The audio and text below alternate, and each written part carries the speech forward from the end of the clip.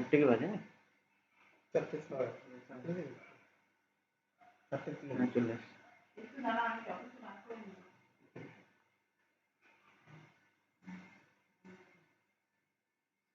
शुरू कर दें car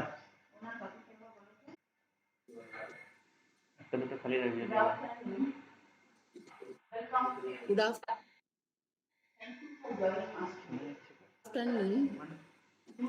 Welcome everyone. Thank you for today's honorable speaker, Professor Dr. Professor Anuradha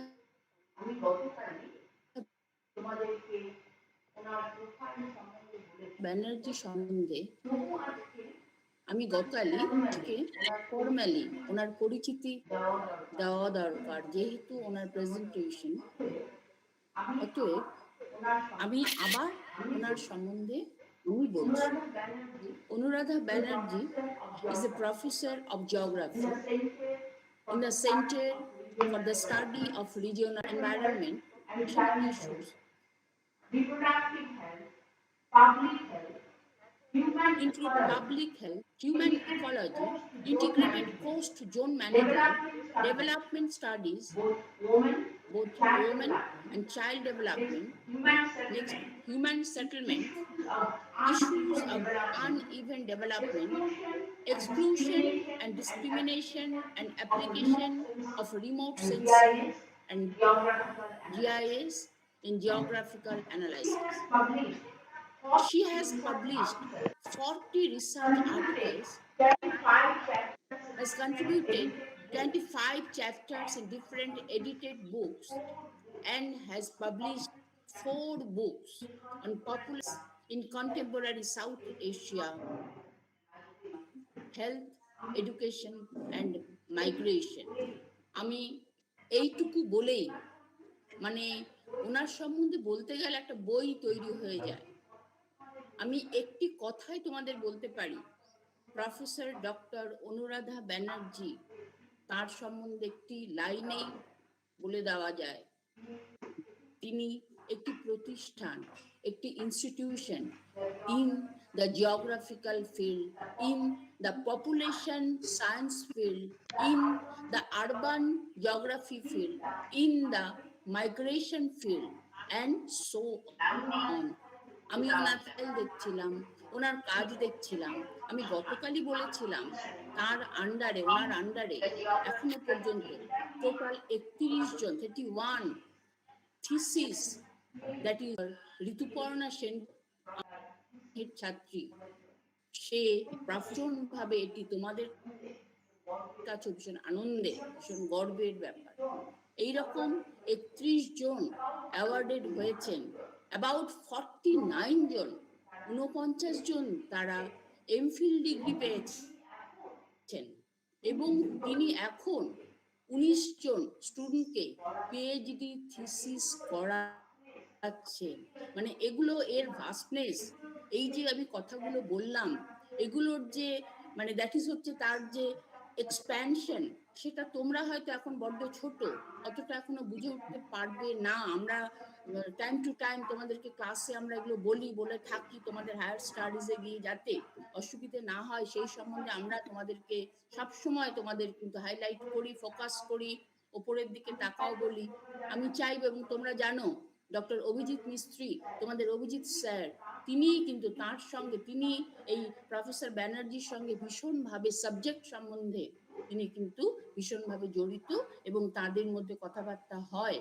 তো Abhijit sir, আমরা একবার এক্সকারশনে গেছিলাম দিল্লি অ্যান্ড সারাউন্ডিংস, সেখানে অভিজিৎ স্যার আমাদের ছাত্রীদের নিয়ে জেএনইউ জওহরলাল নেহরু ইউনিভার্সিটিতে গেছিলেন দেখাতে। কেন দেখাতে? এমনি এমনি বেড়াতে নয়, তিনি চাইছিলেন এই প্রত্যন্ত এলাকা কথাটা ইউজ করা উচিত নয়, প্রত্যেকটি জায়গায়, প্রত্যেকটি প্লেসই তোমাদের দ্বারাই সবসময়, প্রত্যেকটি স্থানই সব সময় সেটি কিন্তু হাইলাইটেড হয়ে থাকে, ফোকাসড হয়ে থাকে। তিনি চেয়েছেন যে এই এলাকার ছেলেমেয়েরা জেএনইউ জওহরলাল নেহরু ইউনিভার্সিটিতে গিয়ে পড়াশুনো করুক। সেই জন্যই স্যার নিয়ে গেছিলেন। আমি চাইবো তোমরা বড় হও, তোমরা professor Banerjee, Anuradha Banerjee, doctor professor Anuradha ব্যানার্জির মতো এইরকম পার্সোনালিটিদের কাছে, এরকম স্কলার প্রফেসরদের কাছে কাজ করো, কাজ শেখো। আমি চাইবো তোমরাও এদের সঙ্গে কাজ করে আমাদের ঋতুপর্ণার মতো আমাকে বলো আমরা বড় হয়েছি ম্যাডাম, এটি আমি চাই। আর কি, আর তোমাদের আরো একটি খুশির খবর, দ্যাট ইজ তোমাদের মোনালিসা ম্যাডাম, প্রফেসর মোনালিসা বারিকপাড়িদা, তিনি তিনি কিন্তু প্রফেসর অনুরাধা ব্যানার্জির কাছে পড়েছেন। এটিও কিন্তু আমাদের খুব গর্বের বিষয়, এটিও আমাদের খুব আনন্দের খবর। সেই জন্য একটি কথাতেই সেরে দেওয়া যায়, প্রফেসর অনুরাধা ব্যানার্জি তিনি প্রফেসর নন, তিনি একটি প্রতিষ্ঠান, তিনি একটি ইনস্টিটিউশন। আমি কাজ দেখছিলাম, আমি আরেকটু বলতে চাই ম্যাডাম, সেটি হচ্ছে মেয়েদেরকে আরেকটু আমি বলতে চাই, দেখো তিনি কাজ করেছেন, আমি ওনার কাজের যে আর্টিকেলস যেগুলো লিখেছেন, সাইটেশন হয়েছে, সবাই পড়েছে ওনার আর্টিকেলস গুলো, পড়ে তারা তাদের নিজেদের থিসিস পেপারে লাগিয়েছে, তাদের পেপারে লাগিয়েছে, এটসেট্রা এটসেট্রা এটসেট্রা। তো সেখানে আমি দেখছিলাম, আমি কিচ্ছু বলবো না, আমি শুধু দেখে যাচ্ছি তিনি কিরকম কাজ করেছেন। তিনি সুন্দরবন এলাকাতে কাজ করেছেন, তিনি দেহরাদুন সিটিতে কাজ করেছেন, তিনি দিল্লি সারাউন্ডিং কাজ করেছেন, তিনি কলকাতার ওয়েটল্যান্ড নিয়ে কাজ করেছেন, তিনি নেপালে চলে গেছেন কাজ করতে, তিনি বিহারের কেস স্টাডি করেছেন। মানে আমার আর কিছু বলার মতন নেই। তিনি discrimination experience by Dalit women in urban labour market in Delhi, আমি তুলে ধরলাম এই টার্মটা, এই সমস্ত কাজ তিনি করেছেন। মানে সেই যে তার যে, আমি আর কিছু বলতে, আমি ভীষণ ভাবে ম্যাডাম, আমি মানে প্রচন্ড রকম মানে ভীষণ ভাবে মানে আমি এনরিচ, আমি ভীষণ ভাবে সম্মানিত আপনাকে আমাদের ডিপার্টমেন্টে আমাদের মেয়েদেরকে আপনার পড়া শোনানোর জন্য আমি আজকে আপনাকে এখানে এনেছি। আমি ভীষণ ভাবে গর্বিত, ভীষণ ভাবে সম্মানিত। আপনি আমাদের সকলের শ্রদ্ধা নেবেন, আপনি আমাদের সকলের ভালোবাসাও নেবেন। Thank you so much madam. আপনি এখন, থ্যাংক ইউ, আপনি proceed on please. Thank you. অসংখ্য ধন্যবাদ জানাই ম্যাডাম আপনাকে, আর এত ওয়ার্ম ওয়েলকাম। আর আমি তো কিছুই করিনি এখন অবধি, আমি চাই যে সবার মধ্যে শিক্ষা খুব ভালোভাবে বিস্তার হোক, সবাই হায়ার স্টাডিজে আসে, পার্টিকুলারলি মেয়েরা, পার্টিকুলারলি আমাদের যারা শিডিউল কাস্ট, শিডিউল ট্রাইব, তারা অনেক পিছিয়ে আছে, তাদের মেইনস্ট্রিম করতে হবে। এইসব নিয়ে আমি কিছু কাজ করেছি। তো madam, thank you so much for that warm welcome. আর আপনি আমাকে একদম হাম্বল ফিল করিয়ে দিলেন। Anyway, at the outset, I want to congratulate the Department of Geography and IQAC Nistarini College, Purulia, in organizing this lecture series. I express my sincere thanks to Srimati Renuka Gupta for her kind invitation and warm welcome. I'm highly obliged. I'm also thankful to Dr. S.C. Honorable President of the governing body, Dr. Indrani Deb, Principal, Mr. Nandadulal Sanigrahi, Coordinator, IQAC. Dear students, dear scholars, so I would now upload my presentation. আমি ইংলিশেই লেকচারটা দিচ্ছি, পরবর্তীকালে যদি কোনো অসুবিধা হয় বা if there are any further clarifications, I will be more than happy to address all these. তো আমি এখন লেকচারটা শেয়ার করছি, পাওয়ার পয়েন্টটা করে একবার চেক করে নিচ্ছি আপনারা সবাই দেখতে পাচ্ছেন কিনা।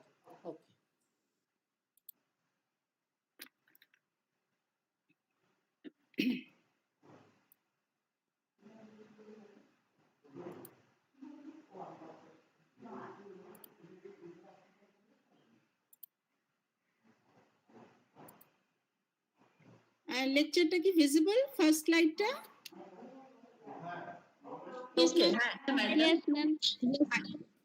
Yes, ma'am. So this topic is ecosystem concept, structure and functions, because this is in tune with the syllabus, and I would try to elaborate on all of these three, the concept, structure and functions, particularly in relation to human ecological organizations. So the flow of my presentation is broad কাঠামো যেটা যে ভিত্তিতে আমি আজকে আমার লেকচারটা রেখেছি সেইটা এখানে আপনারা স্ক্রিনে এখন দেখতে পাচ্ছেন।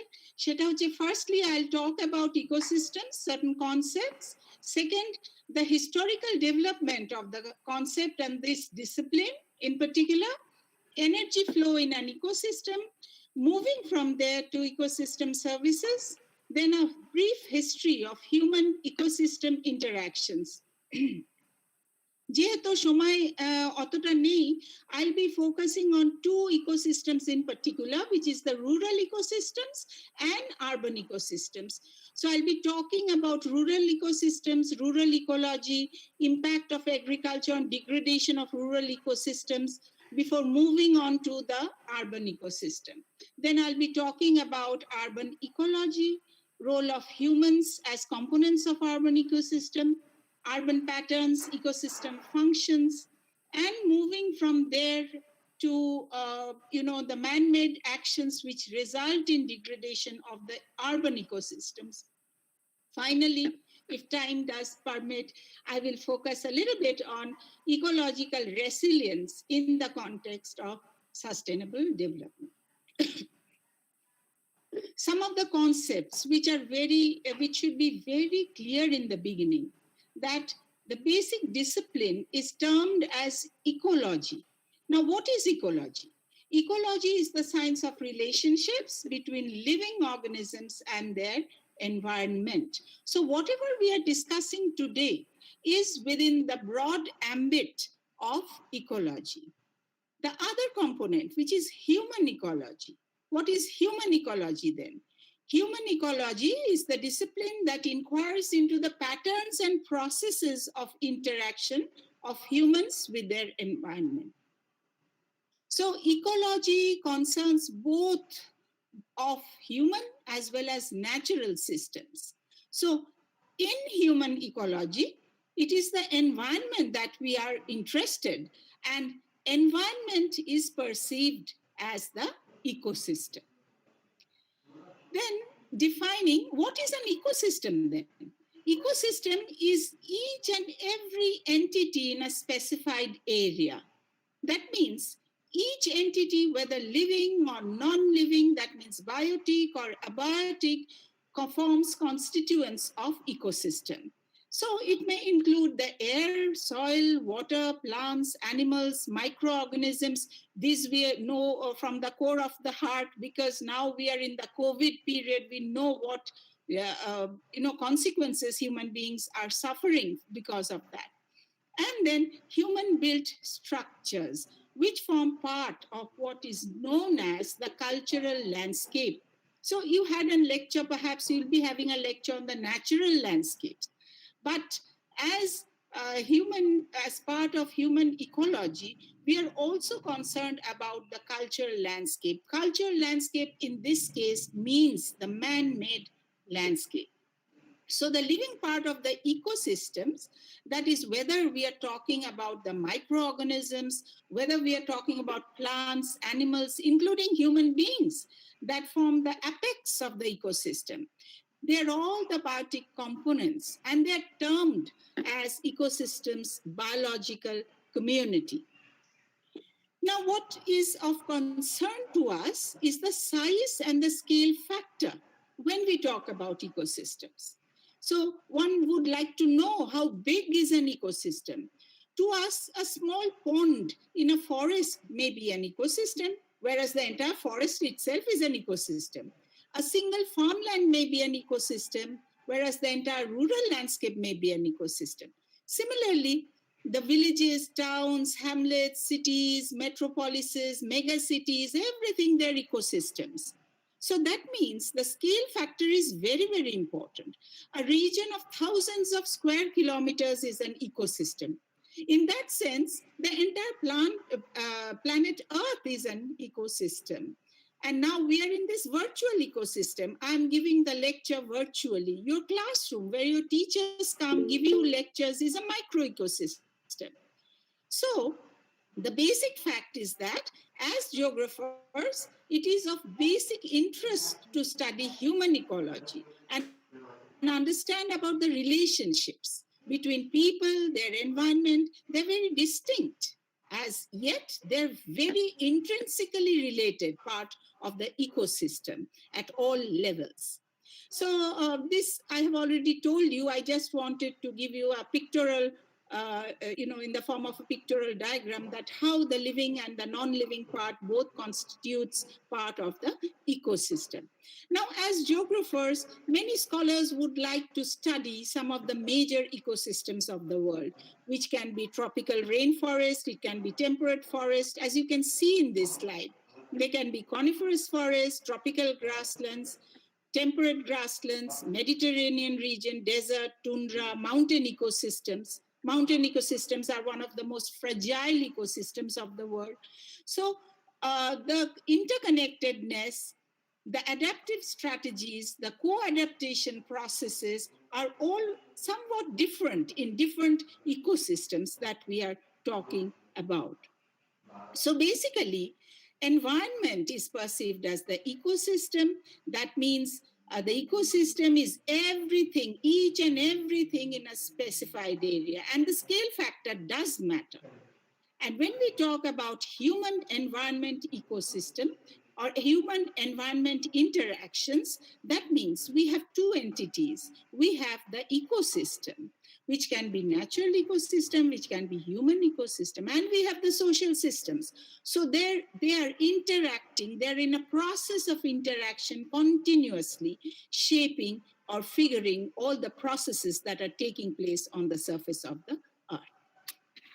Now, after giving you a very, very small brief definition, because time doesn't permit, I would like to go on to talk about the concepts and historical development as human ecology as a discipline.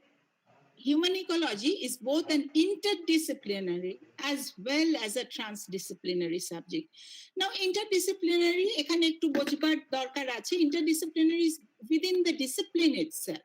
That is, if we are talking about social sciences, we are concentrating among the sister disciplines. Transdisciplinary, it has transcended the boundary of the discipline. It may include science, other sciences. So that means, that shows that human ecology itself is an amalgamation of various subjects, various disciplines. It has a diffuse history. And with advancements in geography, sociology, psychology, and the list you can see on the screen. So this has rendered complexity to the concept.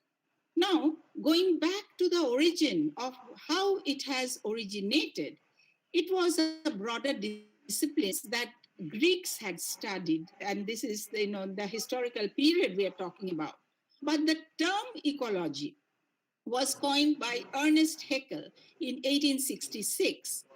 And Haeckel himself, borrowed this terminology from Carl Linnaeus, who was somewhat earlier than Ernest Haeckel.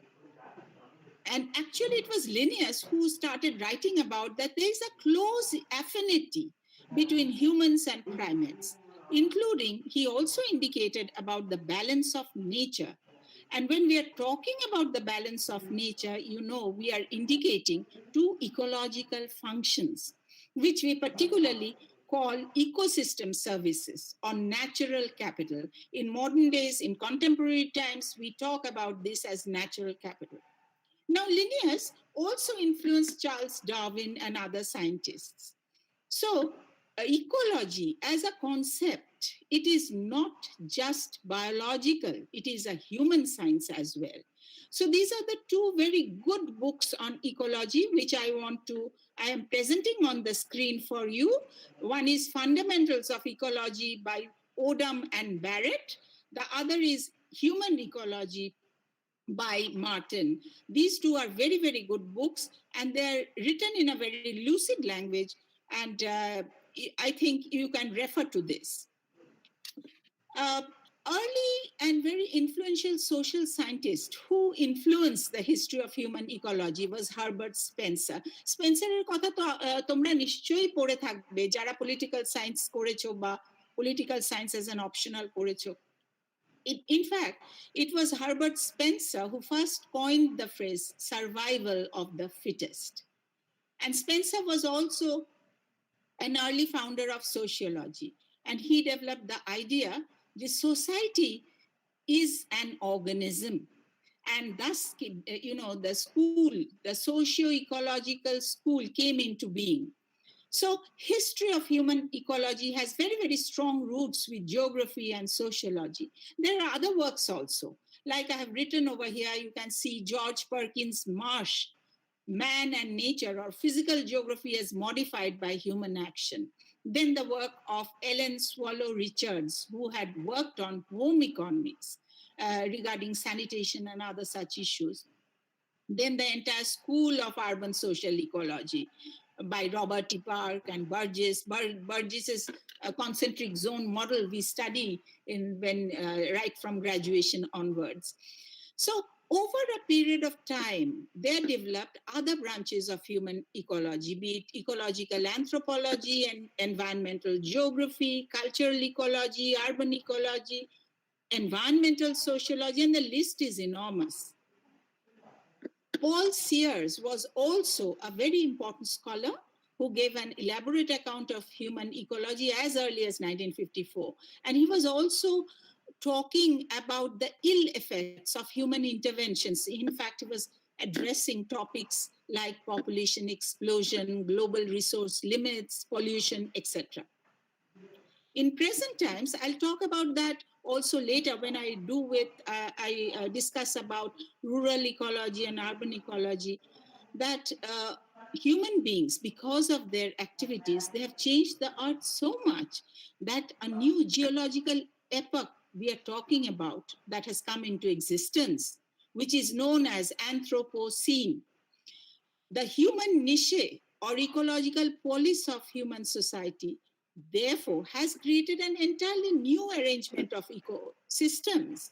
And these ecosystems are manifest particularly in the urban areas, in the biggest cities, and as we go on converting matter to technology.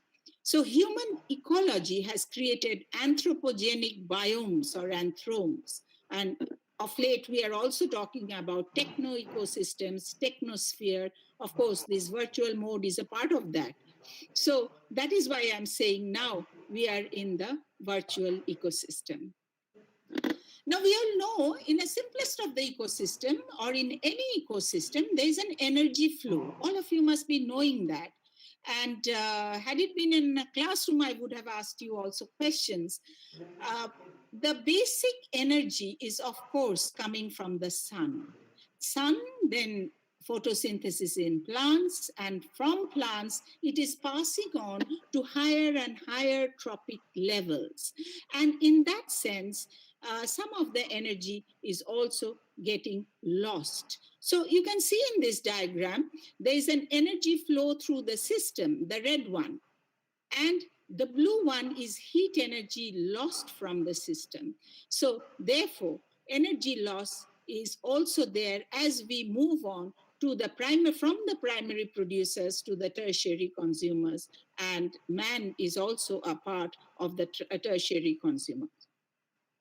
Now I would like to focus a little bit on the ecosystem services.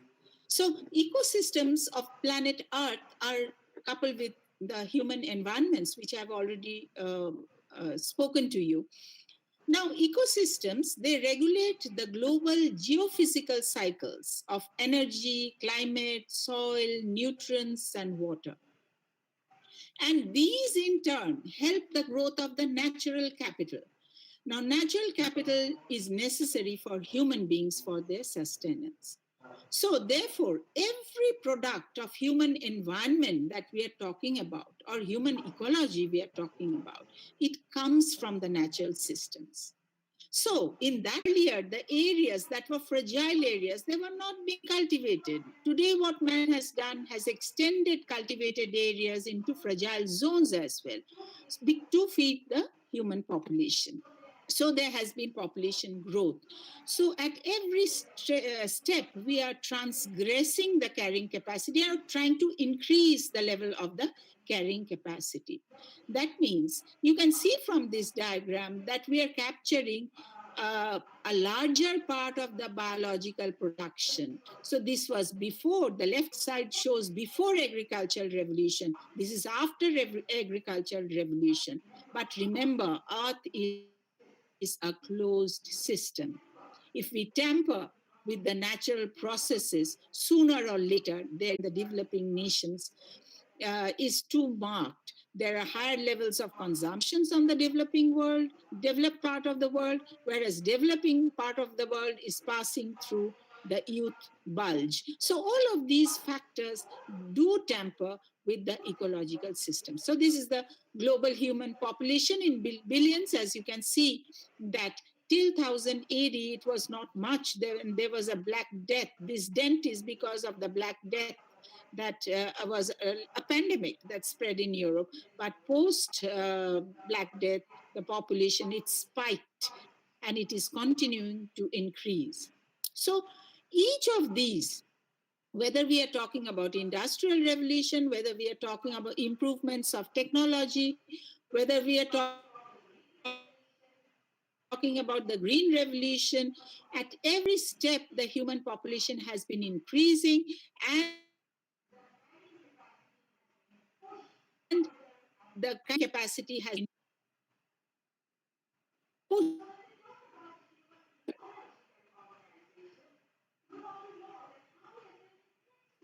So when we talk, so there are three distinct components when we talk about human ecological organization. The first one is the physical. Also know there is another thing which is called agrobiosinosis. This is the biological community. Biological community that is because of the agricultural operations. Now, this agrobiosinosis can be agricultural production complexes. That is, you have primary biological communities, and then you have accompanying complexities. These accompanying complexities, some of them can be harmful members, like pests, insects, etc. Some of them can be beneficial members. So, some of them can be both harmful and beneficial. So the entire agro ecosystem, or what we call the agricultural ecological system, is a very, very complex but harmonized association of agrobiosinosis and agrobiotope. On one hand, it has a strong mutual relationship that influences between land, relief, climate, and other complex accompanying factors. And this is very, very important when we talk in the agricultural context. Now, I would like to focus a little bit on agricultural or agroecological zoning, which is known as AEZ, popularly known as AEZ model. Now, this is a methodology for defining the suitability of a certain land area for a certain type of agricultural production through different phases. And, you know, for following the agroecological zonations, we need to know the climate related requirements and the relief related requirements. So this is one of the developments that has come into modern agriculture so as to maintain the ecosystem functions, maintain the ecosystem functions and not to disrupt them. So development of modern agriculture nowadays is based on, therefore, certain interventions that tries to prevent land degradation. That is, some genetic species are introduced and other agrotechnical measures are introduced. But they're contested. You know, for instance, the Green Revolution, for instance, has received a lot of criticisms because, of course, it has provided more food. It has reduced the risk of famine, starvation deaths. And India itself has benefited a lot from Green Revolution, but still it is criticized. Similarly, these days we are often talk about genetically modified organisms. These means that improving the resistance of certain cultivated crops or to diseases and pests. We are trying to cultivate these crops, but still we are not. It's unclear how far they will help to prevent the rural ecosystems. So I want to point over here that it is very simple that we know the fact, this is for sure, that agriculture has an impact on the rural ecosystem. And so far, we have been witnessing them.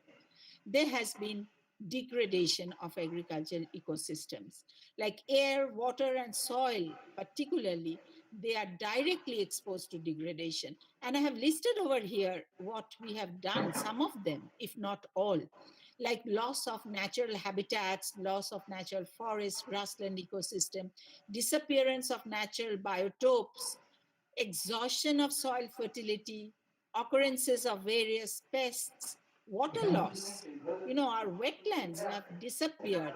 Our aquifer levels have fallen because of excessive utilization of groundwater. So, and that has resulted in other such problems like, increase in arsenic content and the rest.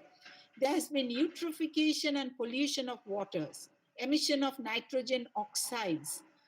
This has been a problem because of the application of nitrogen fertilizers. Soil degradation, all of us know, and soil erosion, we know the causes also, why it has happened. And still we are undergoing these processes of degradation and erosion very, very rapidly. Emission of methane, all of us know, is a greenhouse gas. So that all these are detrimental effects or the ill effects of agriculture that we are facing today. There has been reduced biodiversity, and ultimately the end process of everything is increase in the poverty level and decline in the standard of living. So you can see from this diagram that the self-rejuvenating system of the capacity of the ecosystems, or the resilience of the ecosystems today, are under attack.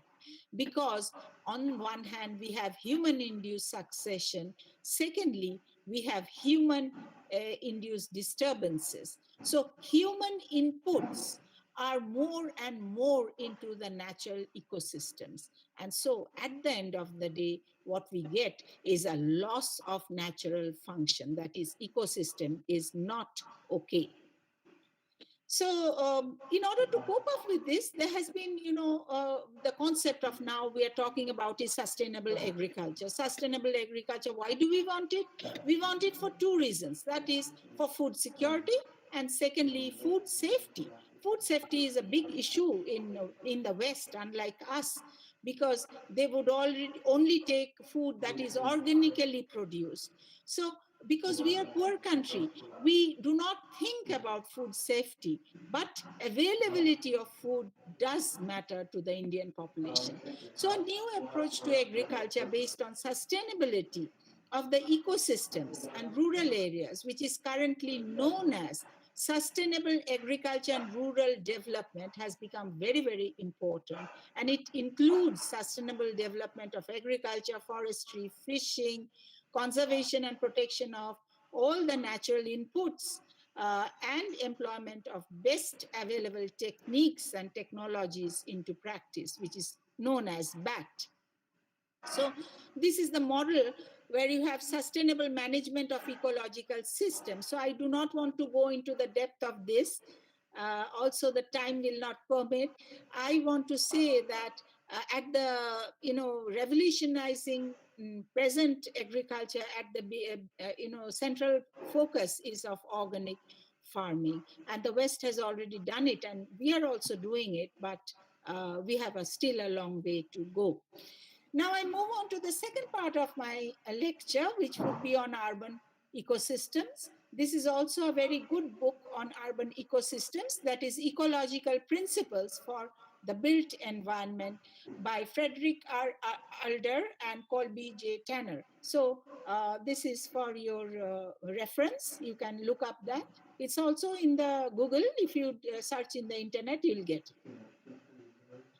So urban ecosystems or urban systems are very, very complex, and there are multiple actors, multiple structures, multiple processes, linkages, and functions.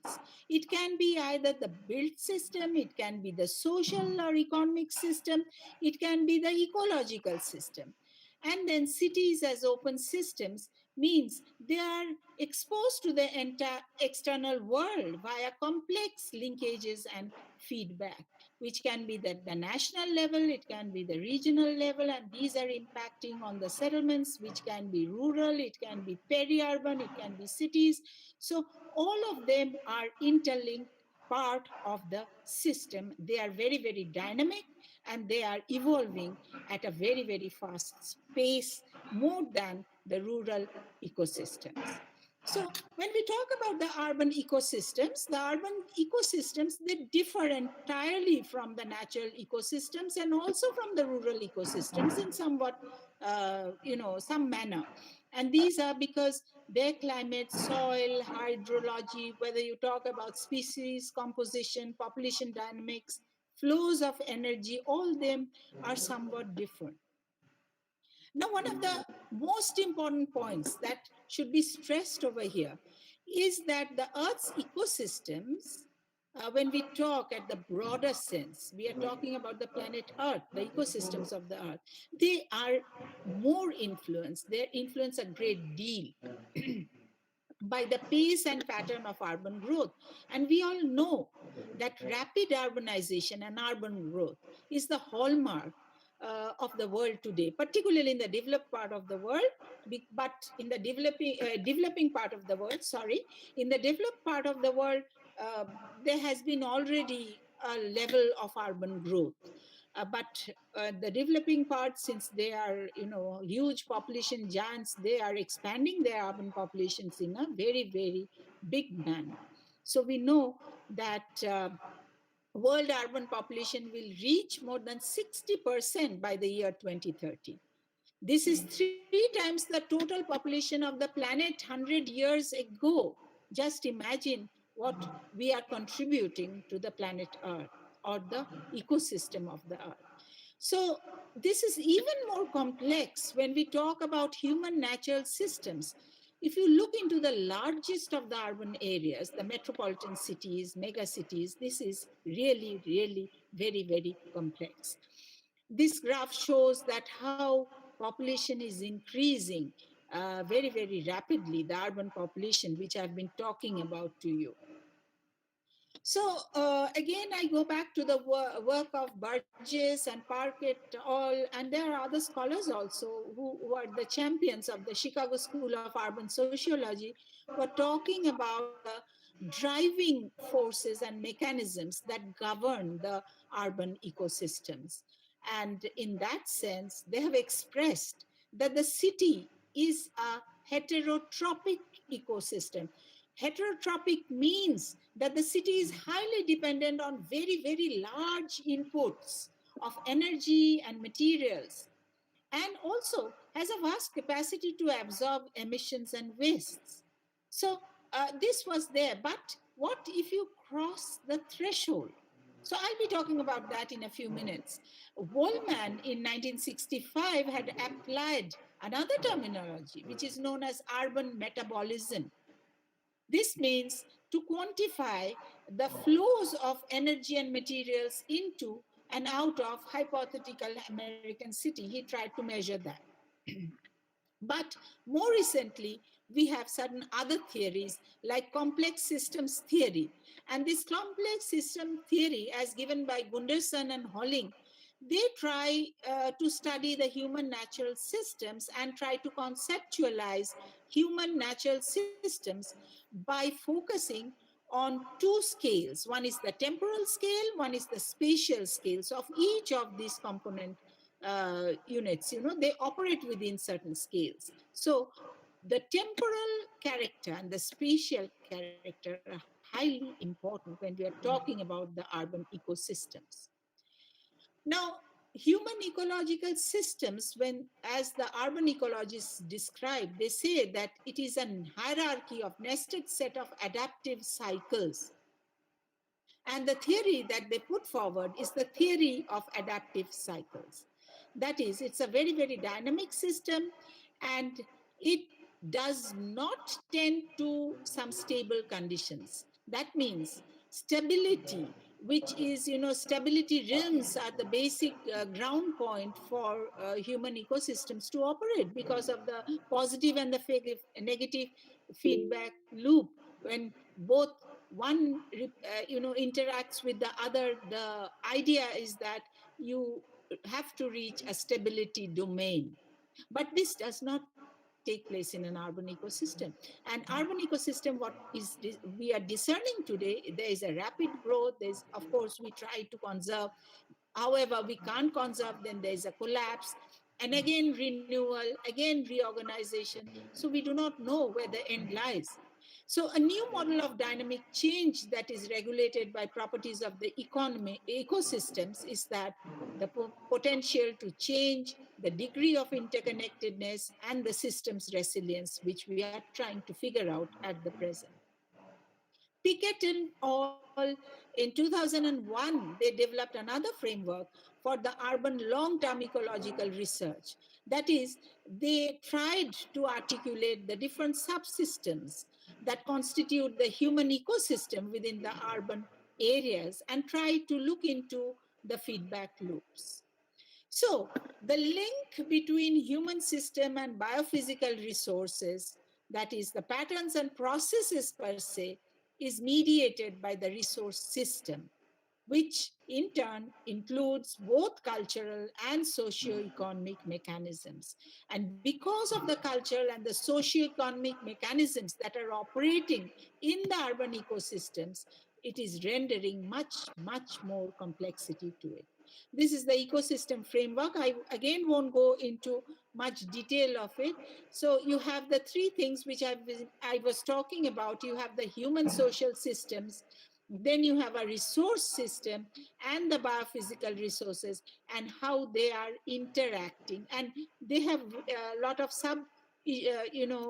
parameters under them and how they are interacting when we talk about the human um, ecosystem framework in the urban areas. So uh, at the outset, I had started by saying that basically urban ecosystems are very, very intricate ones. They have very, very complex relationships, and they control the evolution of urban forms. And urban forms are from the simplest to the highly complex one, from monocentric to polycentric structures. And today, you know how urbanization, the spillover effect of urbanization, has created the dynamic peri-urban zones. Sometimes in the West, they are also known as the edge cities. The processes of urban sprawl, there are complex set of elements, processes and interactions that one has to take into account when we talk about the urban ecosystems. So interaction between humans and natural drivers or the natural systems is very, very complex in urban areas. In addition to this, you have a complex set of other factors also that I'm talking about. These are social, political, economic, institutional, and the rest. So, because of this kind of a complex and intricate relationship, urbanizing regions, they are affected by the natural systems, or they impinge on the natural systems through several mechanisms. Like they convert land from and transform habitats. Secondly, they extract and deplete natural resources. Then the issue of emissions, the issue of wastes. As I had already talked about, that the earth is a closed system. Beyond a point, emissions and wastes cannot be taken care of. Then contamination of watersheds, loss of biodiversity, climate change, all of these ultimately affect the quality of urban environment in the long run. And ultimately, it impinges on human health and well-being.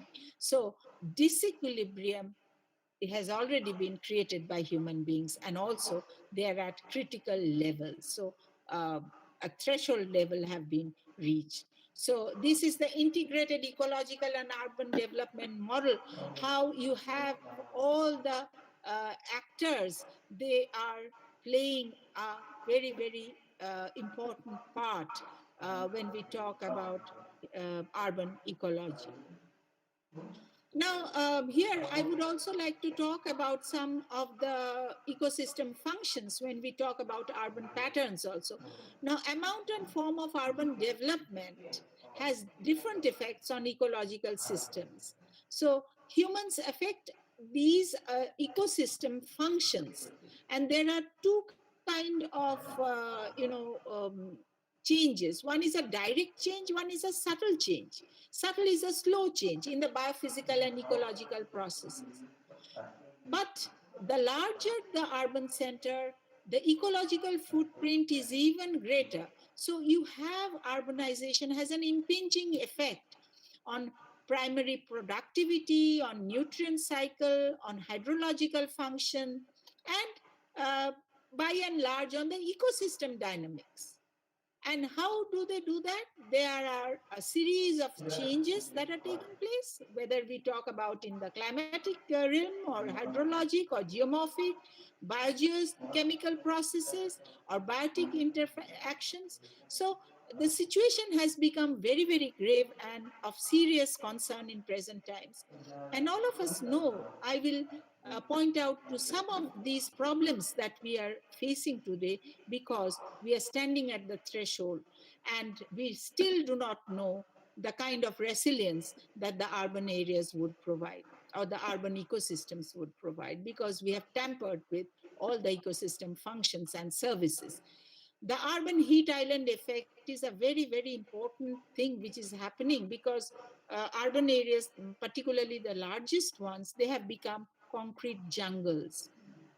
And this has the influence of modifying the not only the microclimate but other climatic modifications are also there. So highly concentrated human populations, they modify the magnitude, frequency, and intensity of natural disturbances and cause unprecedented human disturbances in the ecosystems, the urban ecosystems. To give you a few examples is that we have constructed housing or the built land use in fragile zones, particularly in the Himalayan belt. Now, if an earthquake happens, what would happen? There would be a great loss of life. So the natural disturbance component itself has also been tampered with. Similarly, we have also constructed, in the floodplains, in the levees, which is susceptible to floods. We have constructed, built, structures. So all these we are tampering with the natural ecosystems in areas we not supposed. Those are the fragile areas, and one should not construct over there.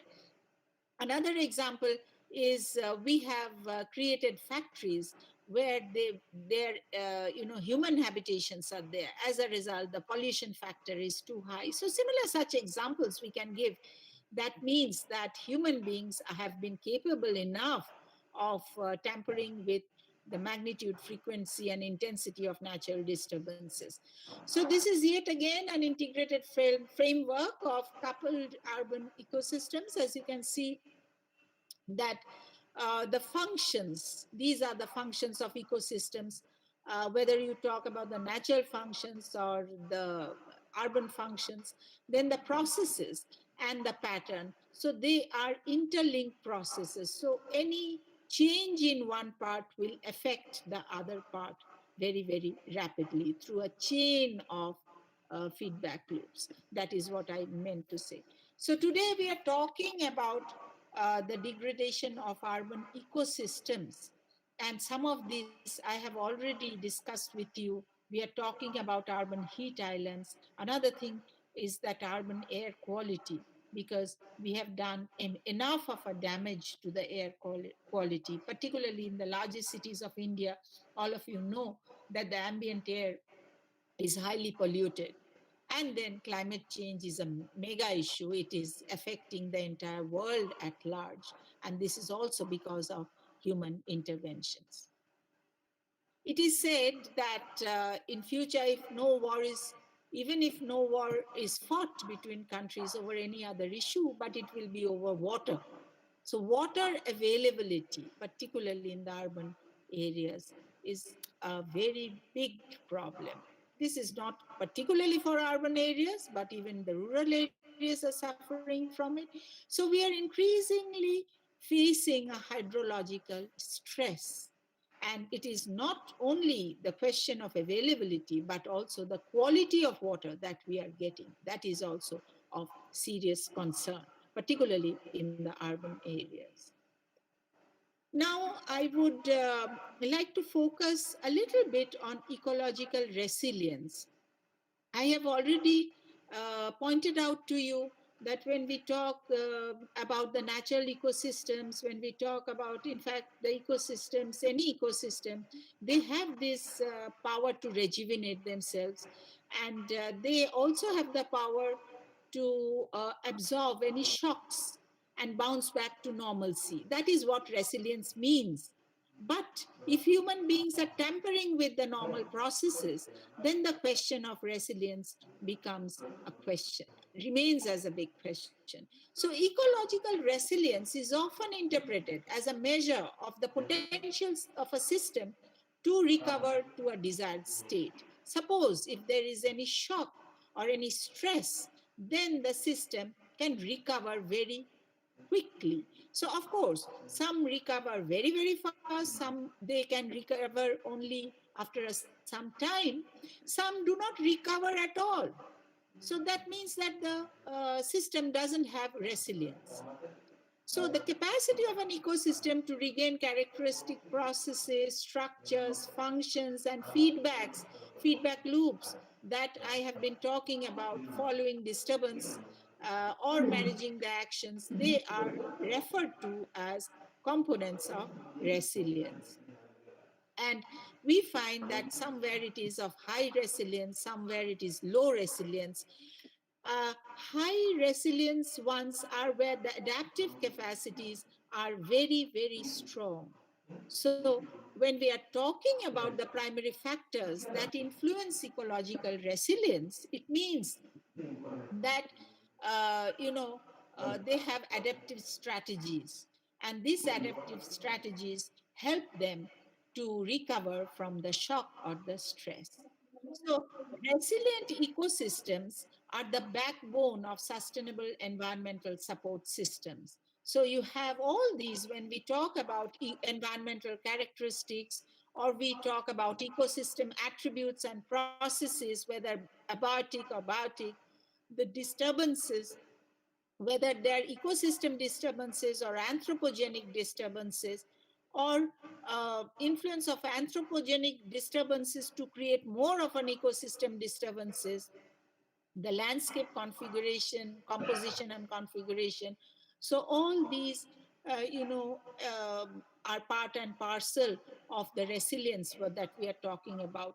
Whereas the first three contribute to general resilience, the disturbance, landscape composition, configuration, we are talking about the spatial resilience.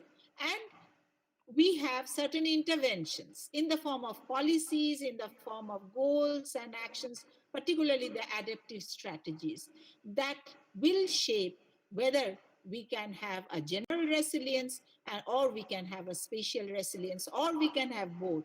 Now, in urban areas, a lot being talked today about urban resilience and how to build urban resilience in terms of, in times of sudden crisis.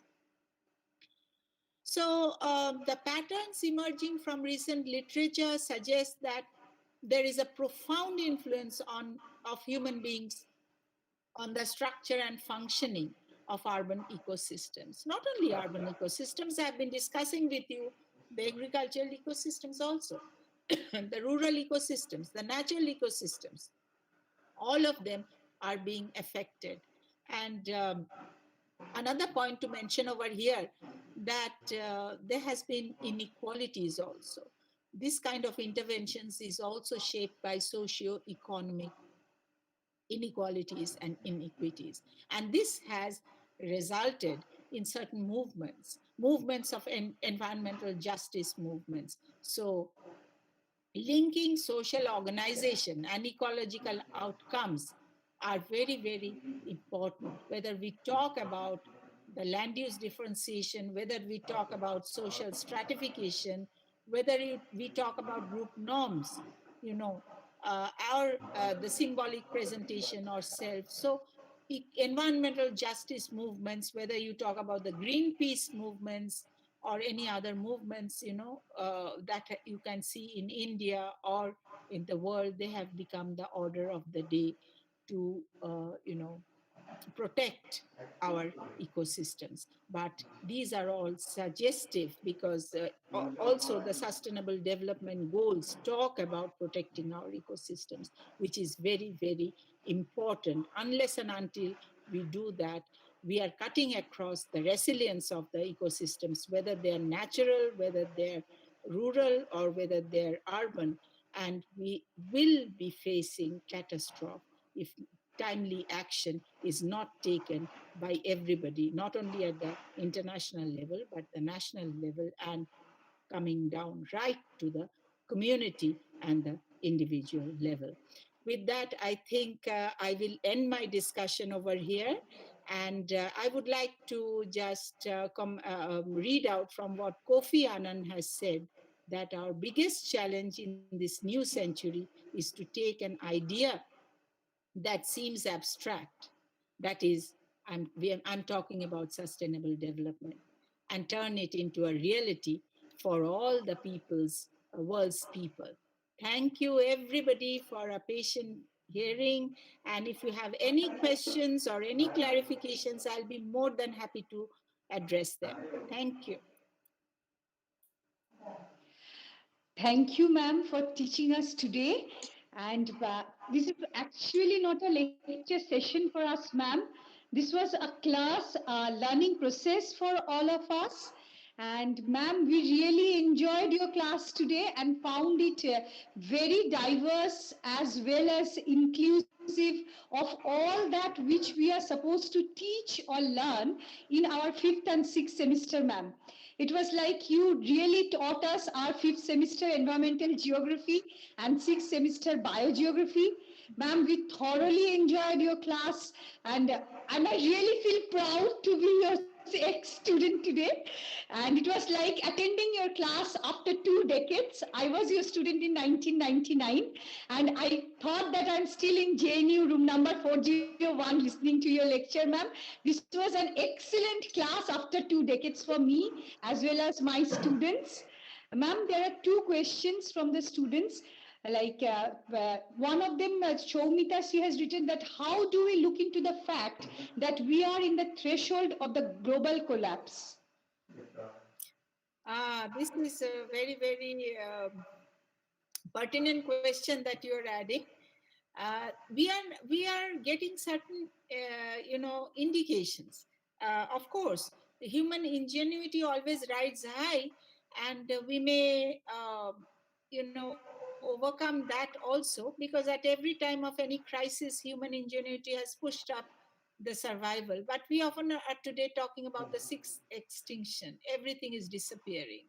The biodiversity has been lost, the tropical forests has been lost, and today all of you know that the non-renewable energy resources are disappearing very fast. Of course, you might as well say that we can have battery operated cars or things like that. But certainly, I am not being too pessimistic in saying that the world will come to an end, but definitely it will be a very, very difficult place for future generations, because we have lost all our you know, resources, and also free access resources, non-renewable resources, and for the renewable resources we have tampered enough to bring them in danger.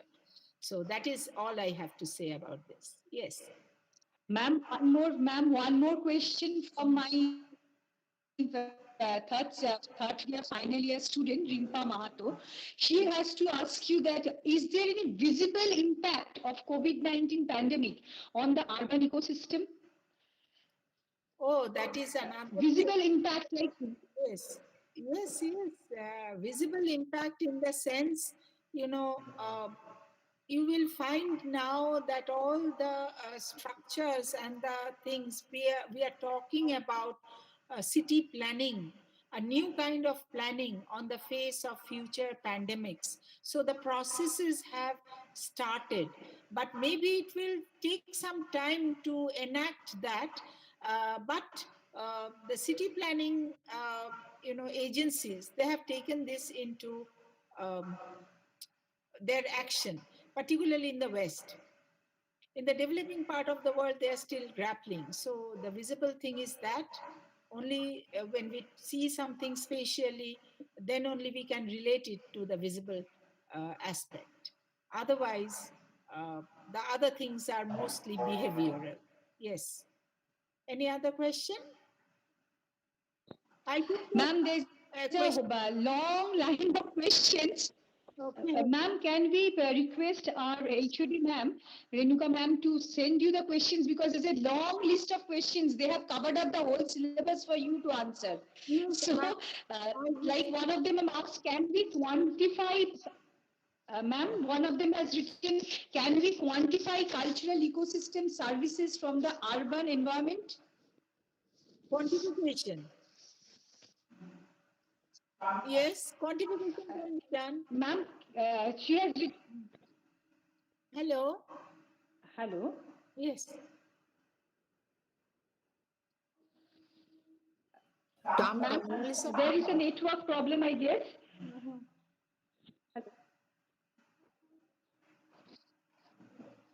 Renuka the problem হচ্ছে নেটওয়ার্কে প্রচন্ড। প্রচন্ড problem হচ্ছে না? তাহলে ওকে, তাহলে মেয়েদের question গুলো ম্যাডাম আমি তাহলে আপনার কাছে পৌঁছে দেবো, আপনি আনসার করে দেবেন। ঠিক আছে, ঠিক আছে। ওকে, হ্যাঁ আমাকে মেইল করে দিলে আমি শিওর শিওর। হ্যাঁ, নেটওয়ার্ক প্রবলেম হচ্ছে কথাগুলো। Okay, thank you madam, thank you. Thank you so much. Okay, তাহলে আমার ছুটি না এখন আরো আমার ম্যাডাম, আমি নাসরিন বলছি। এই প্রথম আপনাকে শোনার সুযোগ পেলাম, তাই আমি কিন্তু প্রথম থেকে আপনার লেকচারটা শুনছি, এর আগে কখনো সুযোগ হয়ে ওঠেনি। সেজন্য রেণুকা ম্যাডামকেও থ্যাংক ইউ, ডিপার্টমেন্টকেও থ্যাংক ইউ যে এই অপরচুনিটিটা করে দেওয়ার জন্য। ভীষণ ভালো লেগেছে। ওকে দেন, ওকে তাহলে প্রফেসর ব্যানার্জি, তাহলে আমরা নেক্সট লেকচার আমরা প্রফেসর নাসরিন, হ্যাঁ ওনারটা শুনি। এসে গেছে। হ্যাঁ নাসরিন এসে, ও শুনেছে প্রথম থেকেই ছিল, আমি দেখেছি।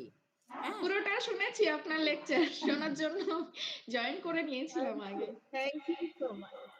মেয়েরা ভীষণ ভাবে উপকৃত হলো। ওকে ঠিক আছে, thank you Anuradha. Okay thank you. হ্যাঁ হ্যাঁ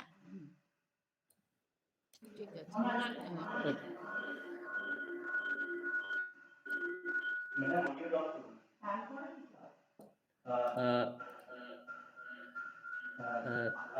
I also thank you, Professor Dr. Anuradha ma'am, for her esteemed sessions. Now, I would like to welcome and introduce Dr. Nasrin Banu madam as the next eminent speaker of today's session. She is presently the post of Assistant Professor in the Department of Geography, Alia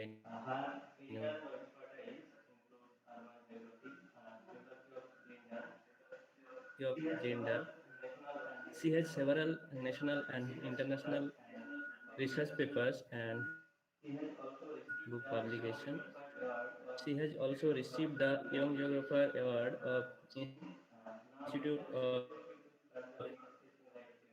Indian Geographers in 2016. Thank you, Tushar. A very good morning to all of you. And beside that, I am very thankful to respected Principal Madam Dr. Indrani Dev, Chairperson and President of GB Nistarini College, Dr. S.C. De, then Coordinator of IQAC Nandadulal Das, Professor Nandadulal Das. And my heartfelt thanks to Professor Renuka Gupta, Joint Secretaries of this lecture series, Professor Mona Lisa Barik Parida, Professor Vikas Datta, Professor Tushar Kanti Hembram, to all these names before 3 years back, 2 years back. Always I was used to listen these names, and I have no direct relationship with the Nistarini College and the family of the Nistarini College, but I have indirect relationship. So I also missed the place of Nistarini.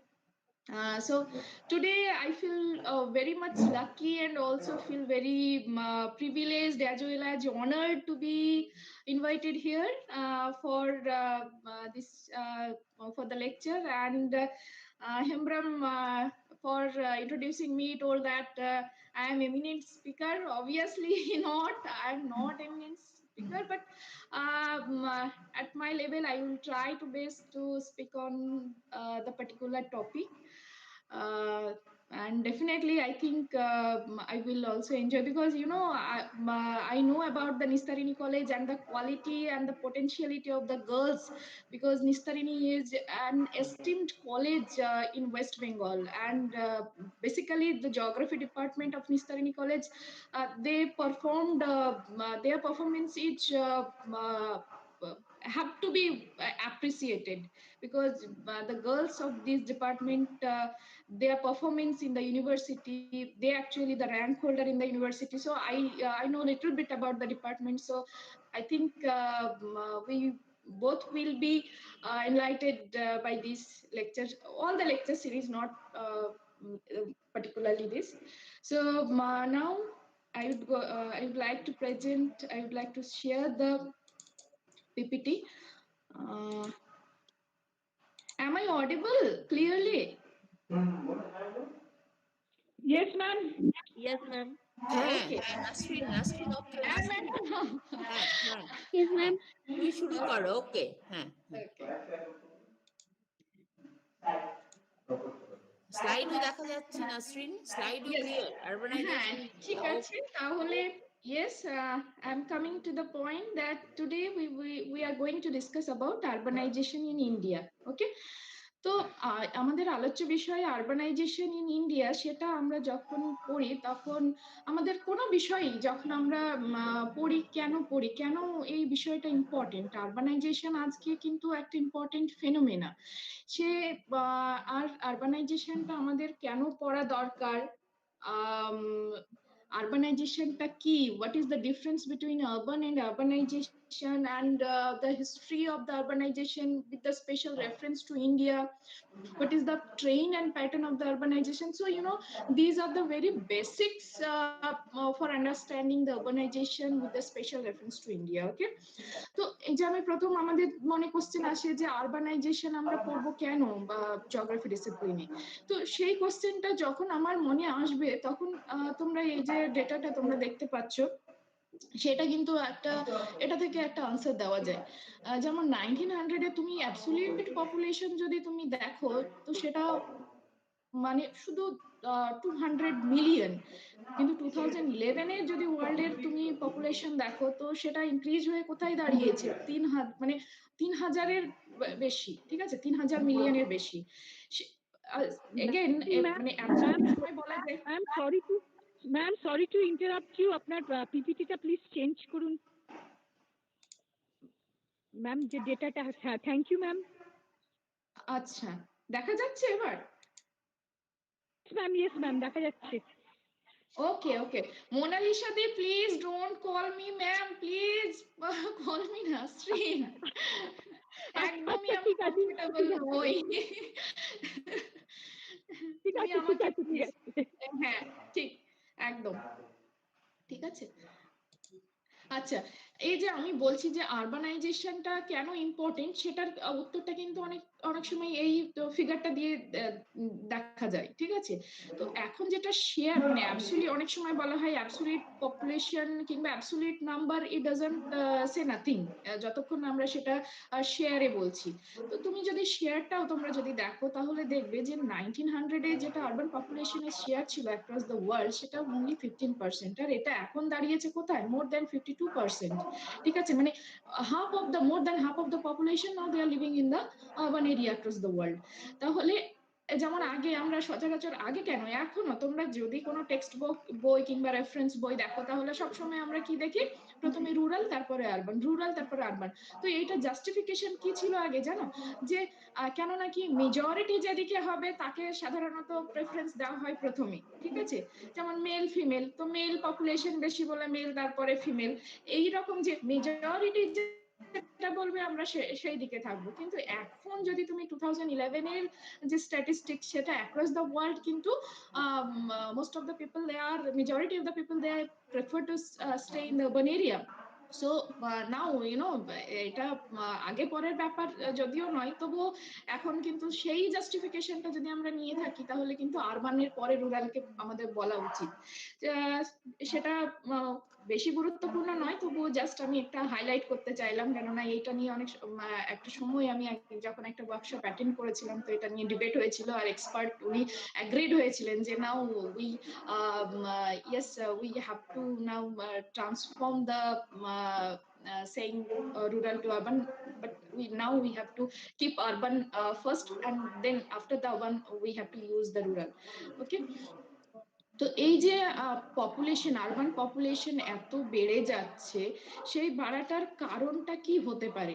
সেই বাড়াটার কারণ হতে পারে যে natural increase এর through হয়েছে, কিংবা মাইগ্রেশনের through হয়েছে। তো এইবার আমরা আসব যে কি, যে urbanisation, actually what urbanisation is. Okay, urbanisation এটা কিন্তু একটা process, and when you are you would like to define urbanization, so at that time many scholars they define the process of urbanization, and Kingsley Davis in the year 1965, his definition is very important when you define the urbanization, and he defined urbanization that it is an index of transformation from the rural economy to the industrial one. That means the transformation from agrarian economy to non-agrarian economy. আর urbanisation কে define করতে গিয়ে কিন্তু different পার্সপেক্টিভে different স্কলার্সরা define করতে চেয়েছে। তো যদি তুমি কিংসলে ডেভিসের ডেফিনেশনটা দেখো, সেটা কিন্তু ইকোনমিক পার্সপেক্টিভে মানে উনি বলতে চেয়েছেন যে মানুষের জীবন জীবিকা যেটা, সেটা এগ্রিকালচারে নির্ভর না করে নন এগ্রিকালচারাল অ্যাক্টিভিটিজের উপরে যখন নির্ভর করে, যখন এই ট্রান্সফরমেশনটা হয়, তখন আমরা সেটাকে আরবানাইজেশন বলতে পারি, এই প্রসেসটাকে। ডেমোগ্রাফিক পার্সপেক্টিভে যদি বলা হয়, তাহলে পপুলেশন ইনক্রিজ করবে আরবান এরিয়াতে। তো এই পপুলেশন ইনক্রিজটা কিভাবে হবে? থ্রু মাইগ্রেশন হতে পারে, কিংবা থ্রু ন্যাচারাল ইনক্রিজও হতে পারে। বাট মাইগ্রেশন কিন্তু মোর বেশি ইম্পর্টেন্ট রোল প্লে করে, কেননা তুমি ন্যাচারাল গ্রোথটা যদি রুরাল আরবানে নাও, তো মোরাললেস সেম থাকে। ইভেন এটা আমরা অ্যাজিউম করি যে কি, যে আরবান এরিয়াতে লেভেল অফ এডুকেশন বেশি, তাদের লিটারেসি রেট বেশি, তো তারা কি করবে যে কি, সাধারণত তাদের ফার্টিলিটি রেটটা হয়তো কম হবে, কেননা লেট এজ ম্যারেজ হবে। তো এইসবের জন্য ন্যাচারাল ইনক্রিজটাকে অত বেশি ইম্পর্টেন্ট দেওয়া হয় না, কিন্তু মাইগ্রেশনটা কিন্তু বেশি ইম্পর্টেন্ট রোল প্লে করে। দুটোরই কিছু না, টু সাম এক্সটেন্ট ন্যাচারাল ইনক্রিজও কিন্তু রোল প্লে করছে। তো ডেমোগ্রাফিক পার্সপেক্টিভে যদি আমরা আরবানাইজেশন ডিফাইন করি, তাহলে কিন্তু আমরা পপুলেশনের কথা বলবো যে ইনক্রিজ হচ্ছে। এবার আমরা যদি বিহেভিয়ারাল পার্সপেক্টিভ থেকে আরবানাইজেশনকে আমরা ডিফাইন করতে চাই, তাহলে you have to I think you people know about the term urbanism. Okay, urbanism, that is actually it refers to the way of lifestyle of the urban population. তো তুমি দেখবে যে rural area আর urban এরিয়াতে কিন্তু way of lifestyle there are lots of differences. Lot of differences in which context? In context of the dressing sense, in the context of the food habits, in the context of way of talking. যেমন কোন একজন মানুষ যদি rural থেকে urban এরিয়াতে আসে, তুমি দেখবে সাডেনলি হয়তো তার ড্রেসিং চেঞ্জে তুমি কিছু চেঞ্জ দেখতে পাবে, তার কথাবার্তায় আগে যে অ্যাকসেন্টে কথা বলতো, এখন সে গ্রামে গিয়ে হয়তো 2-5 মাস পরে গ্রামে গেলে তার অ্যাকসেন্ট চেঞ্জ হয়ে যায়, ফুড হ্যাবিটসে অনেকটা চেঞ্জ আসে। তো এই যে ওয়ে অফ লাইফস্টাইলের যে ডিফারেন্সটা, সেটাও কিন্তু সেই চেঞ্জের প্রসেসটাকেও আমরা আরবানাইজেশন বলতে পারি, মানে আরবানাইজেশনে এই চেঞ্জটাও দেখা যায়। এবার জিওগ্রাফিক্যাল পার্সপেক্টিভ, কেননা জিওগ্রাফিতে আমরা সবসময় স্পেসকে কিন্তু ভীষণভাবে ইম্পর্টেন্স দিই। এবার যেখানে আমার আরবানাইজেশন এই প্রসেসটা যেখানে হচ্ছে, where these all the transformation, whether it is economic transformation, whether it is demographic transformation, whether it is behavioral transformation among the human being is occurring, at which places that place is transformed from the rural settlement to the urban norm. ওকে, তো এটা geographical পার্সপেক্টিভে আমরা বলতে পারি যে rural সেটেলমেন্টের transformation urban এরিয়াতে হচ্ছে। কোনো একটা আরবান এরিয়া যদি তুমি নিয়ে নাও, কিংসলের কিন্তু যদি তুমি কিংসলের স্টাডি করো, তাহলে উনি কিন্তু আরো একটা জিনিস বলেছে, এই যে সেকেন্ড লাইনে তোমরা দেখতে পাবে যে এটা cycle through which a nation pass the evolve from agrarian to industrial society. জানো, কোনো একটা আরবান এরিয়া তুমি কিন্তু যদি তার হিস্ট্রি দেখো, সেটা কিন্তু প্রথমেই আর্লি স্টেজে আরবান ছিল না, প্রথমে কিন্তু সেটা রুরাল ক্যারেক্টারিস্টিক্স বেয়ার করতো, কিন্তু with the passing of the time that area has been transformed into the urban area. Kolkata now, Mumbai now, সমস্ত এরিয়া তুমি যদি আর্লি হিস্ট্রি দেখো, তারা কিন্তু সবই রুরাল সেটেলমেন্ট ছিল। কেননা আমরা যখন এইটার কারণটা আমরা খুঁজে পাবো যে আরবানাইজেশন অ্যাকচুয়ালি কখন শুরু হয়েছে। আরবানাইজেশনের ইতিহাস দেখতে গেলে কিন্তু সিভিলাইজেশনের সঙ্গে সঙ্গে আরবানাইজেশন হয়েছে। আর সিভিলাইজেশন কখন শুরু হয়েছিল, আমরা যদি সিভিলাইজেশনের কথা বলি, তখন কিন্তু তোমার যখন আমরা মানে আমরা তো প্রথমে হান্টার্স ছিলাম, ফুড গ্যাদারার্স ছিলাম, তো সেখান থেকে আমরা যখন এগ্রিকালচারের সঙ্গে পরিচয় ঘটলো, তারপরে আমরা সেটা যাযাবর লাইফ থেকে কিন্তু সেডেন্টারি লাইফস্টাইলে আমরা চলে এলাম, একটা স্থায়ী জীবন যাপন করা শুরু করলাম। আর তখন থেকে ওই রুরাল এরিয়াটা আস্তে আস্তে কিন্তু আরবান এরিয়া, মানে ইকোনমি ট্রান্সফরমেশন হলো, চাকা এলো, লোহার তাদের মধ্যে লোহার ব্যবহার এলো, আগুনের কনসেপ্ট এলো। তো এই সব আস্তে আস্তে যে এই ট্রান্সফরমেশন গুলো হয়েছে, সেইগুলো থেকে কিন্তু কোনো রুরাল সেটেলমেন্ট আরবান সেটেলমেন্টে পরিণত হয়। So you can define the urbanization from many perspectives, but altogether, in the urban area, when the urbanization is occurring, so all these changes you can find out in that area. Okay. এবার urban আর আরবানাইজেশনটা কিন্তু আলাদা। Urban particularly একটা এরিয়াকে বোঝানো হয় যেখানে তোমার urbanisation প্রসেসটা আকার করে, ঠিক আছে? আর আরবানাইজেশন এটা একটা প্রসেস, ঠিক আছে? এবার আমরা আসবো যে কি যে ওয়ার্ল্ডে আরবানাইজেশন, মানে ইন্ডিয়া আর লেভেল অফ আরবানাইজেশনটা যদি দেখো, তাহলে ওয়ার্ল্ডে ইন্ডিয়ার পারফরমেন্সটা কি রকম। এই যে ম্যাপটা, সেটা তুমি সোর্স থেকে বুঝতে পারছো যে এটা আমি ওয়ার্ল্ড ব্যাংক ডেটা থেকে নিয়েছি। তোমরা বিভিন্ন ইয়ারের ডেটা ওয়ার্ল্ড ব্যাংক ডেটাতে যাবে, অনলাইন অ্যাভেলেবেল। তো এটা মানে লেটেস্ট দেখানোর জন্য আমি 2020 ম্যাপটা নিয়েছি। বিভিন্ন টাইম পিরিয়ডে যে ইয়ারে তোমার দরকার তুমি সেটাই করতে পারো। তো এখানে দেখো, যেটা ব্রাউন কালারের শেড দিয়ে দেখানো আছে, তো সেখানে few countries that are actually shaded by the brown color. তো এইখানে তুমি দেখবে যে কি যে ওয়েস্টার্ন আফ্রিকার কিছু কান্ট্রি আমার আসছে, মিডল আফ্রিকার, আর India and its neighbouring countries আসছে, ঠিক আছে? তো বেসিক্যালি এগুলো কিন্তু ডেভেলপিং কান্ট্রি। আর তো এইখানে কি হচ্ছে, লেভেল অফ আরবানাইজেশনটা কিন্তু খুব কম, তোমার বিলো 30%, বিলো 40%, ঠিক আছে? ইভেন বিলো 50%, কিন্তু 50% এর উপরে হয়ে গেলে কিন্তু তোমার এগুলো সি গ্রিন কালার দিয়ে শেড দিয়ে দেখানো হয়েছে। তো আমেরিকান কান্ট্রিজ গুলো তুমি যদি দেখো, তোমরা যদি দেখো, কিংবা ইউরোপিয়ান কান্ট্রিজ গুলো দেখো, সবগুলোই কিন্তু গ্রিন শেডস, মানে সি গ্রিন শেডস এ চলে এসেছে, whether it is faded or it is shaded with the dark shade green.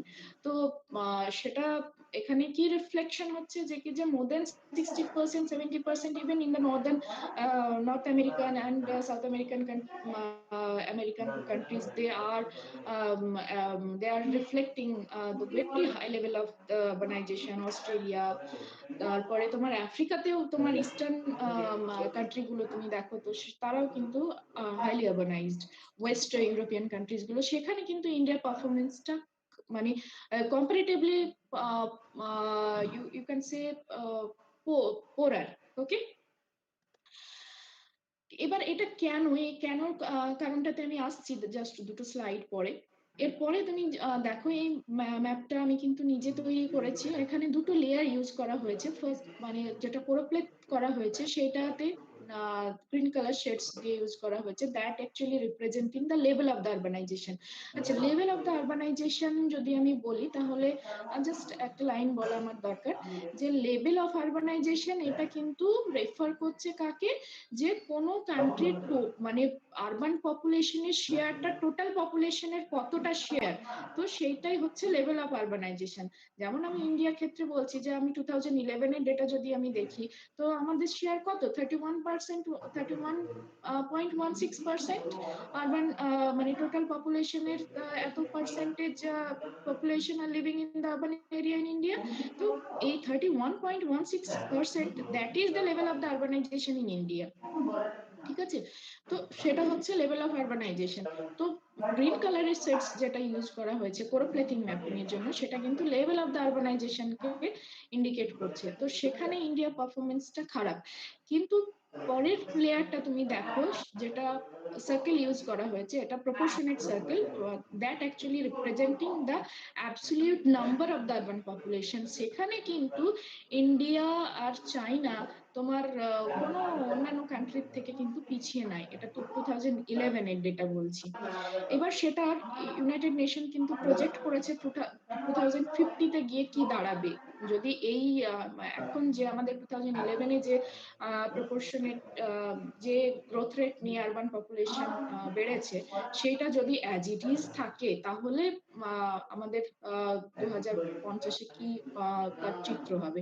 তো সেই ডেটা তুমি যদি দেখো, সেটাতে কিন্তু ইন্ডিয়া চায়না একদম ছাপিয়ে গেছে অন্যান্য সমস্ত কান্ট্রিকে। তো অ্যাবসলিউট নাম্বারে যদিও মানে ইন্ডিয়া চায়না সবার আগে এগিয়ে থাকছে, মানে after China India is playing important role. তো কিন্তু তুমি যদি শেয়ারটা দেখো, সেটা তবুও মানে শেয়ারটা কিন্তু তোমার 50%-এর উপরে যাবে না।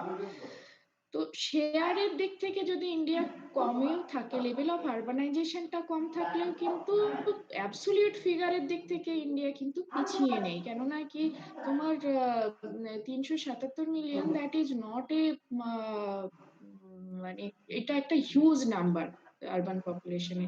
তো সেই দিক থেকে আরবান ফেনোমেনাটা কিন্তু ভীষণই ইম্পর্টেন্ট। ইন্ডিয়ার কনটেক্সটেও আমাদের ভীষণভাবে পড়া দরকার, কেননা জিওগ্রাফির বিউটি কিংবা ইউনিকনেস যদি তুমি বলো, তাহলে আমরা কিন্তু স্পেসকে কনসিডার করি। তো আরবান আর রুরাল এই দুটোকে আমরা যদি ডিফারেন্ট আইডেন্টিটি ভেবে নিই, তো সেই কনটেক্সটে আরবান ফেনোমেনাটা এখন এত অ্যালার্মিং হয়েছে। যদিও ইন্ডিয়ার আরবান গ্রোথ রেট আমি কিংবা লেভেল অফ আরবানাইজেশন অ্যালার্মিং নয়, র্যাপিড আরবানাইজেশন ইন্ডিয়াতে হচ্ছে সেটা বলা যায় না। ইন্ডিয়ার আরবানাইজেশনটা স্টেডি, সেটা আমরা ট্রেন্ডটা দেখলে বুঝতে পারবো, আমি সেটাতে পরে আসছি। তো বেসিক্যালি এখানে আমি যেটা হাইলাইট করতে চাইছি যে ওয়ার্ল্ডে ইন্ডিয়ার কিরকম জায়গা। তো এই এখানে দুটো জিনিস বলার, যে কি যে লেভেল অফ আরবানাইজেশনে যদিও ইন্ডিয়ার performance is not up to the mark, but in terms of the size of the urban population, that is remarkable, and that figure is striking. Okay, নাও আমি এর আগে যে প্রিভিয়াস স্লাইডে এখানে যেমন বলেছিলাম যে এই যে ইন্ডিয়ার পারফরমেন্সটা শেয়ার অফ দ্য আরবান পপুলেশনে এত মানে কেন এত খারাপ, তো সেইটা একটা কারণ এটা হতে পারে যে কি যে আরবানের জন্য কিন্তু মানে কোনো স্ট্যান্ডার্ড ডেফিনেশন নেই অ্যাক্রস দ্য ওয়ার্ল্ড। ওকে, যে আমরা একটা যে সঠিক একটা ইউনিফর্ম ডেফিনেশন ইউজ করছি, সেটা কিন্তু নয়। এই জন্য এই যে এখানে দেখো কিছু ডেফিনেশন কিছু কান্ট্রিজের জন্য, মানে what are the threshold number for identifying or for the designation for a particular area, it will be the urban area or the rural area. তো সেই threshold value, threshold limitটা কিন্তু ডিফারেন্ট কান্ট্রিতে ডিফার করে। যেমন ডেনমার্কের জন্য এখানে কি করেছে, এরা শুধু কোনো একটা পার্টিকুলার এরিয়াতে যদি তোমার 2000 পপুলেশন 200 পপুলেশন থাকে সেটাকে ওরা আরবান ডেজিগনেশন দিয়ে দিচ্ছে। নেদারল্যান্ডের ক্ষেত্রে সেটা 20,000 থ্রেশহোল্ড ভ্যালুটা 20 করে দিচ্ছে। তো এই যে ডিফারেন্স 200 কোথায় ডেনমার্কে 200, নেদারল্যান্ড কিংবা নাইজেরিয়াতে সেটা তোমার 20,000, মালিতে সেটা গিয়ে দাঁড়াচ্ছে যে কি যে 30,000, জাপানের ক্ষেত্রে সেটা 50,000, জার্মানিতে এই এটা এখন এরা যে ক্রাইটেরিয়া গুলো নিয়েছিল সেটা পপুলেশনের ক্ষেত্রে নাম্বার অফ দ্য পপুলেশন নিয়েছিল, কিন্তু এই ক্রাইটেরিয়া কিন্তু জার্মানিতে গিয়ে কিন্তু একদম চেঞ্জ হয়ে যাচ্ছে, ওরা ডেনসিটিটা নিচ্ছে। তো 150 ইনহ্যাবিটেন্টস পার স্কয়ার কিলোমিটার যদি পপুলেশন থাকে তো সেই এরিয়াটাকে এরা আরবান ডিফাইন করছে। এবার আমরা আসবো যে কি যে আরো দুটো ডেফিনিশন আমরা দেখবো। ভুটানের ক্ষেত্রে কি দাঁড়াচ্ছে যে ওরা 5টা ক্রাইটেরিয়া বেঁধে দিয়েছে, এর মধ্যে যদি চারটেতে কোনো এরিয়া ফুলফিল করে 4টে ক্রাইটেরিয়া, তো সেই এরিয়াকে ওরা ডেজিগনেট করবে যে এটা আরবান এরিয়া। যেমন তোমার মিনিমাম পপুলেশন হতে হবে 1,500, তারপরে ডেনসিটি হতে হবে মিনিমাম 1000 পার স্কয়ার কিলোমিটার, তারপরে ডিপেন্ডেন্সি অন নন প্রাইমারি অ্যাক্টিভিটিজে হতে হবে more than 50%, minimum requirement of N urban area তোমার এখানে ওরা এরিয়াটা ফিক্স করেছে 1.6 স্কয়ার কিলোমিটারের কম হলে সেটাকে আরবান ওরা বলবে না। তারপরে মানে ফিউচার গ্রোথের জন্য ইকোনমিক পোটেনশিয়ালিটি থাকতে হবে। তো এই 5টার মধ্যে if any area fulfil any 4 criteria out of this, so Bhutan designate that particular area that is the urban area. কম্বোডিয়ার ক্ষেত্রে ওরা 3টে ক্রাইটেরিয়া দিয়েছে and all 3 have to fulfill by any urban area. ওকে, তো পপুলেশন 2000 দিয়ে দিয়েছে, এগ্রিকালচারে below 50% থাকতে হবে, তার মানে নন এগ্রিকালচারাল 50% কিংবা তার অ্যাবাভ থাকতে হবে। ঠিক আছে, ডেনসিটি তোমার 200-র বেশি হতে হবে। তো এই ক্রাইটেরিয়া গুলো বিভিন্ন কান্ট্রি, তো এইখান থেকে তোমরা একটা আইডিয়া পেতে পারো কেন এই যে ডিফারেন্সটা ইন্ডিয়ার ক্ষেত্রে হতে পারে, ইন্ডিয়ার কেন পারফরমেন্সটা ভালো না, কেননা ডিফারেন্ট কান্ট্রিতে নিজের মতো করে লেভেল অফ আরবানাইজেশন মানে আরবান এরিয়াটাকে তোমার এ করছে, আরবান এরিয়া ডিফাইন করার জন্য ডিফারেন্ট ক্রাইটেরিয়া নিচ্ছে। তো সেইটা একটা কারণ হতে পারে। এইবার আমরা যেটা আসছি যে ইন্ডিয়াতে আরবান এরিয়া আমরা কিভাবে কোন গুলোকে আরবান এরিয়া বলবো, ইন্ডিয়ার ক্ষেত্রে ইন্ডিয়ার কে এবার ফোকাস করব। তো ইন্ডিয়াতে যদি তুমি সেন্সাস ডেফিনেশন দেখে থাকো তাহলে কিন্তু দেখা যায় যে টাইম টু টাইম কিন্তু ইন্ডিয়ার আরবান এরিয়ার ডেফিনেশন কিন্তু চেঞ্জ হয়েছে। কেমন সেটা এই স্লাইডে তুমি দেখতে পাবে যে 1951 অবধি যখন আমাদের সেন্সাস শুরু হলো at the end of the 19th century, তো mid of the 20th century কি হচ্ছে সেখানে কিন্তু আরবানের ডেফিনেশনের জন্য ভীষণ ফ্লেক্সিবল ছিল, কেননা তখন বলা হয়েছিল মানে আর সেন্সাস অফ ইন্ডিয়া এটা বলেছিল যে যদি কোনো এরিয়ার 5,000 পপুলেশন থাকে তাহলে সেটাকে আরবান এরিয়া বলেই মানে কনসিডার করা হবে। সেটা 1961-এ গিয়ে কিন্তু ডেফিনেশন মডিফাই হচ্ছে। কিভাবে মডিফাই হচ্ছে, আরো দুটো প্যারামিটার কিন্তু অ্যাবসলিউট পপুলেশন এর যে থ্রেশহোল্ড ভ্যালুটা 5,000 এন্ড অ্যাবভ এরা বেঁধেছিল সেটার সঙ্গে আরো দুটো প্যারামিটার কি অ্যাড হলো যে ডেনসিটি অফ পপুলেশন হতে হবে at least 400 persons per square kilometer। তার সাথে সাথে ওরা কিন্তু ওয়ার্কিং পপুলেশনের একটা ক্লজ দিল। তো ওয়ার্কিং পপুলেশনের ক্লজটা কি যে at least 75% of the working population have to be engaged in non-agricultural activity, মানে যতজন ওয়ার্কিং পপুলেশন আছে তার 75% কে কিন্তু ওই আরবান এরিয়াতে নন এগ্রিকালচারাল অ্যাক্টিভিটি কিংবা তার বেশি সঙ্গে যুক্ত হতে হবে। সেইটা কিন্তু 61-এ যে এই মডিফিকেশনটা এলো সেটা তুমি 71-এ কন্টিনিউ হলো, আবার এই 81-এ গিয়ে কিন্তু এই ডেফিনেশন আবার মডিফাই হলো। তো এখানে কি মডিফিকেশন এসেছে যে তুমি এখানে দেখতে পারো যে স্ট্যাটিউটরি টাউনকে ওরা আলাদা করে দিয়েছে, সেন্সাস টাউন আলাদা করেছে। Statutory town census actually divided two type of defines two types of the urban area. One is statutory and another is census. তো স্ট্যাটুটরি টাউন কোনগুলো, যেই সব জায়গাগুলোতে তোমার মিউনিসিপ্যালিটি বডি মানে লোকাল গভর্নিং বডি থাকবে। আর এই লোকাল গভর্নিং বডি, এই যে কোনো একটা টাউন স্ট্যাটুটরি টাউন হবে, এটা কে করবে? যে state government has the power to designate any area with the local governance. They can designate any area as the statutory town. তো তার মিউনিসিপ্যালিটি থাকতে হবে, না হলে কর্পোরেশন হতে হবে, না হলে নোটিফাইড টাউন এরিয়া হতে পারে। এবার সেন্সাস টাউনের কথায় যদি আমরা আসি, তাহলে সেন্সাস টাউনের জন্য কিন্তু তোমার 3টে ক্রাইটেরিয়া ফুলফিল করতে হবে কোনো সেন্সাস টাউনকে, যে কোনো সেন্সাস টাউন হোক না কেন। তো এখানে আবার 1981 এর মডিফিকেশনটা কি হলো, বাকি দুটো প্যারামিটার কিন্তু একই আছে, যে মিনিমাম পপুলেশন 5000 হতে হবে আর মিনিমাম ডেনসিটিটা কিন্তু 400% পার স্কয়ার কিলোমিটার হতে হবে। কিন্তু মজার ব্যাপার হলো ওয়ার্কিং পপুলেশনের যে ক্লজটা আছে সেটা মডিফাই হলো। মডিফিকেশনটা কি হলো, তোমরা যদি দেখো প্রিভিয়াস এর সঙ্গে এখানে একটা ওয়ার্ড শুধু অ্যাড হয়েছে, যে মেল ওয়ার্কিং পপুলেশন। ওকে, বোঝা গেল? তো প্রথমে কি হচ্ছিল, মেল আর female both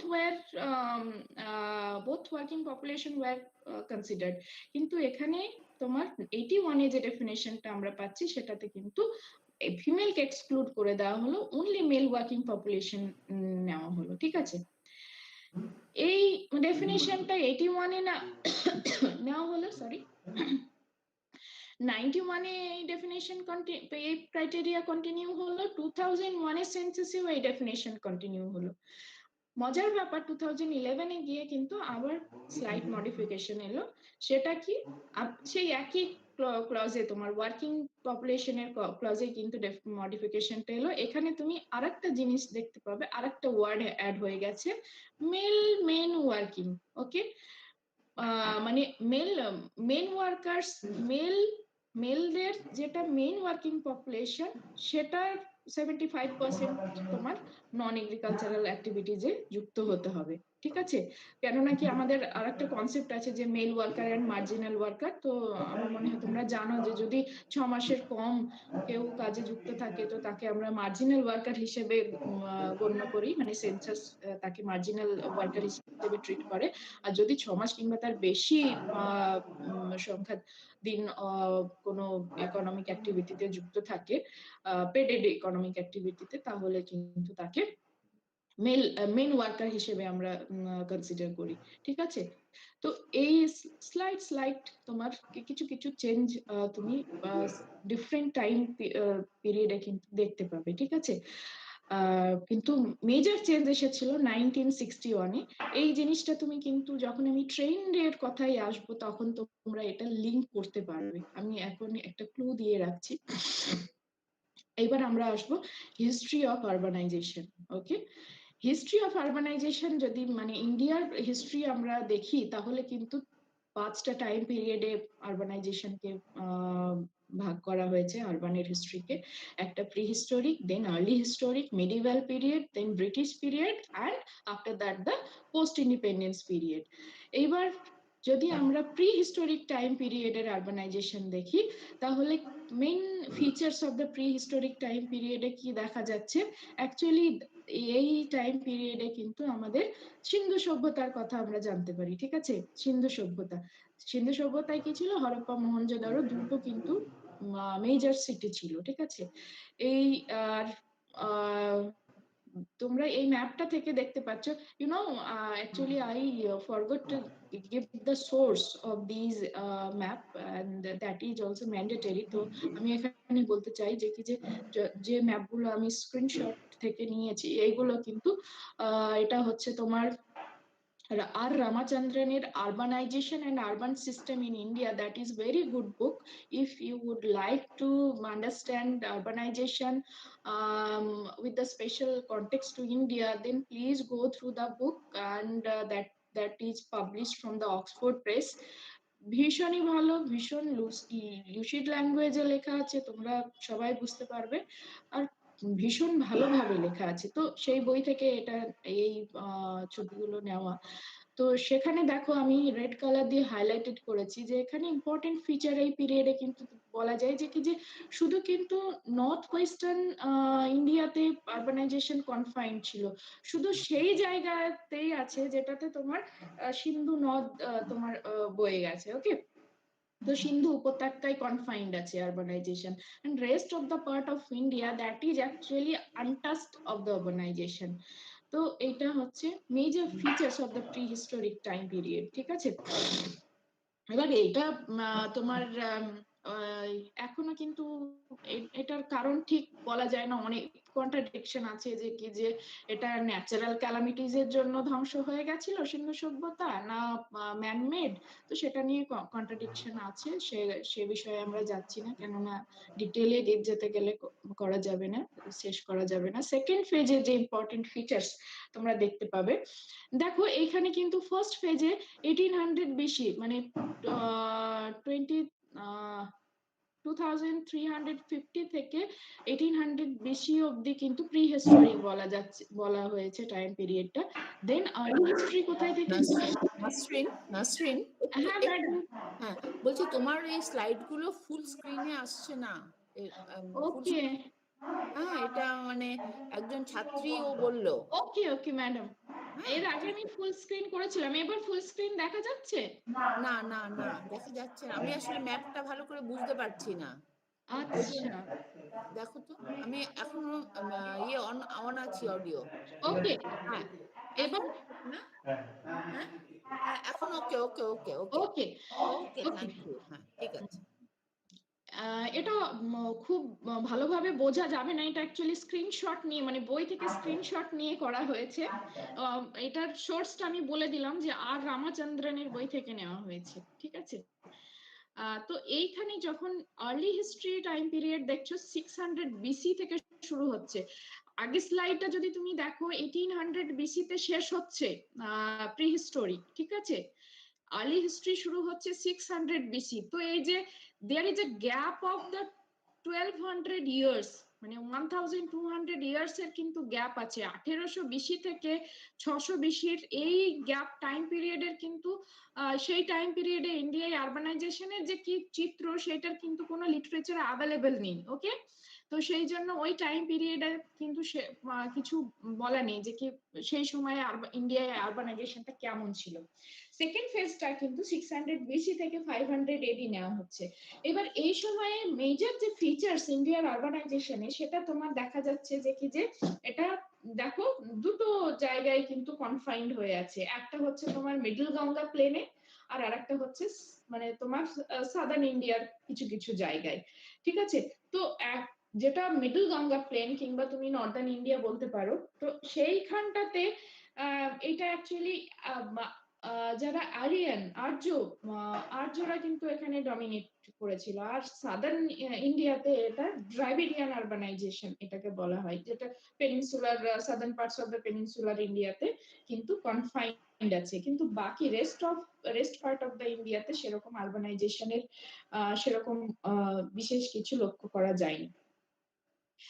third phase of urbanisation যেটা সেটা হচ্ছে মিডিভাল পিরিয়ড, যেটা 600 AD থেকে 1800 AD।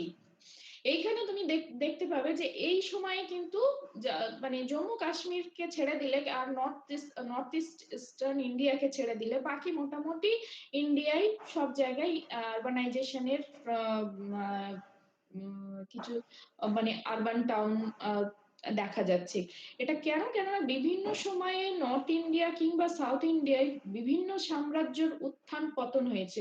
যদিও লিটারেচার রিভিউয়ে এটা বলা হচ্ছে যে বিভিন্ন সময় এখানে কিন্তু লেভেল অফ আরবানাইজেশন কমে গেছে, কেননা কি এই সময় বিভিন্ন রাজা কি করেছে যে তাদের নিজেদের সাম্রাজ্য বিস্তার করার ক্ষেত্রে তারা বেশি জোর দিয়েছে যে আমি এই জায়গাটা নেব ওই জায়গাটা নেব, ডেভেলপমেন্টটা কিন্তু সেভাবে দেখেনি। এবার কোনো আরবানাইজেশন শুধু যে পপুলেশন বেড়ে গেলে হবে না তো, কেননা কি পপুলেশন বাড়তে গেলেও কোনো একটা এরিয়াতে ডেভেলপমেন্ট হতে হবে, তবে কিন্তু অ্যাট্রাক্ট করতে পারবে।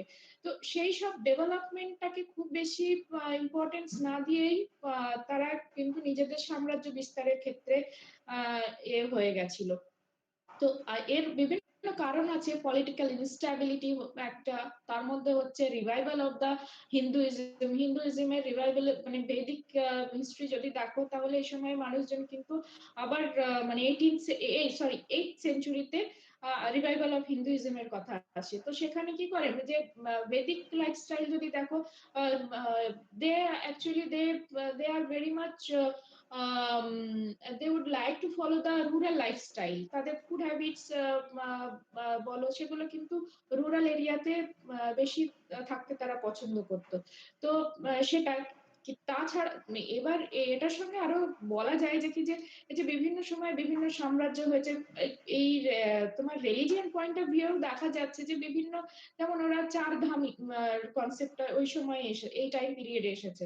তো চার ধামে তোমার হিমালয়াতে একটা ধাম হয়েছে, তোমার কর্ণাটকেতে একটা হয়েছে, আমাদের ইস্টার্ন ইন্ডিয়ায় ভুবনেশ্বরে তোমার পুরীতে একটা ধাম হয়েছে, দ্বারকা রাজস্থান একটা, গুজরাটে একটা ধাম হয়েছে, এই যে চার ধাম। তো এখন কিন্তু সেই ধামগুলো কিন্তু রিলিজিয়াস মানে আরবানাইজেশনকে খুব ভালোভাবে রিফ্লেক্ট করে, even they are also the religious town, ঠিক আছে। বিভিন্ন সাম্রাজ্য যখন যেটা ক্যাপিটাল হিসেবে যে জায়গাকে নিয়েছে সেইটা আরবানাইজ, যেমন পাটলিপুত্র, আগ্রা, এই সব জায়গাগুলো সব যেগুলো পয়েন্ট পয়েন্ট দিয়ে দেখানো আছে, বিভিন্ন সময়ে কিন্তু বিভিন্ন পাল ডাইনাস্টি বলো, তোমার মৌর্য সাম্রাজ্যের কথা বলো, কিংবা তোমার গুপ্ত সাম্রাজ্যের কথা বলো, এই বিভিন্ন সাম্রাজ্য বিভিন্ন সময়ে এসেছে, তারা বিভিন্ন জায়গাকে ক্যাপিটাল হিসেবে নিয়েছে। এই সময় কিন্তু আবার মুসলিমদের ইনভেশন হয়েছে, মানে মুঘলদের কথা যদি বলো তো মুঘলরাও এই সময় এসেছে। তো তারা বেসিক্যালি নর্দার্ন ইন্ডিয়াতে অনেক টাউন আছে, সেগুলো তারা এস্টাবলিশ করেছিল।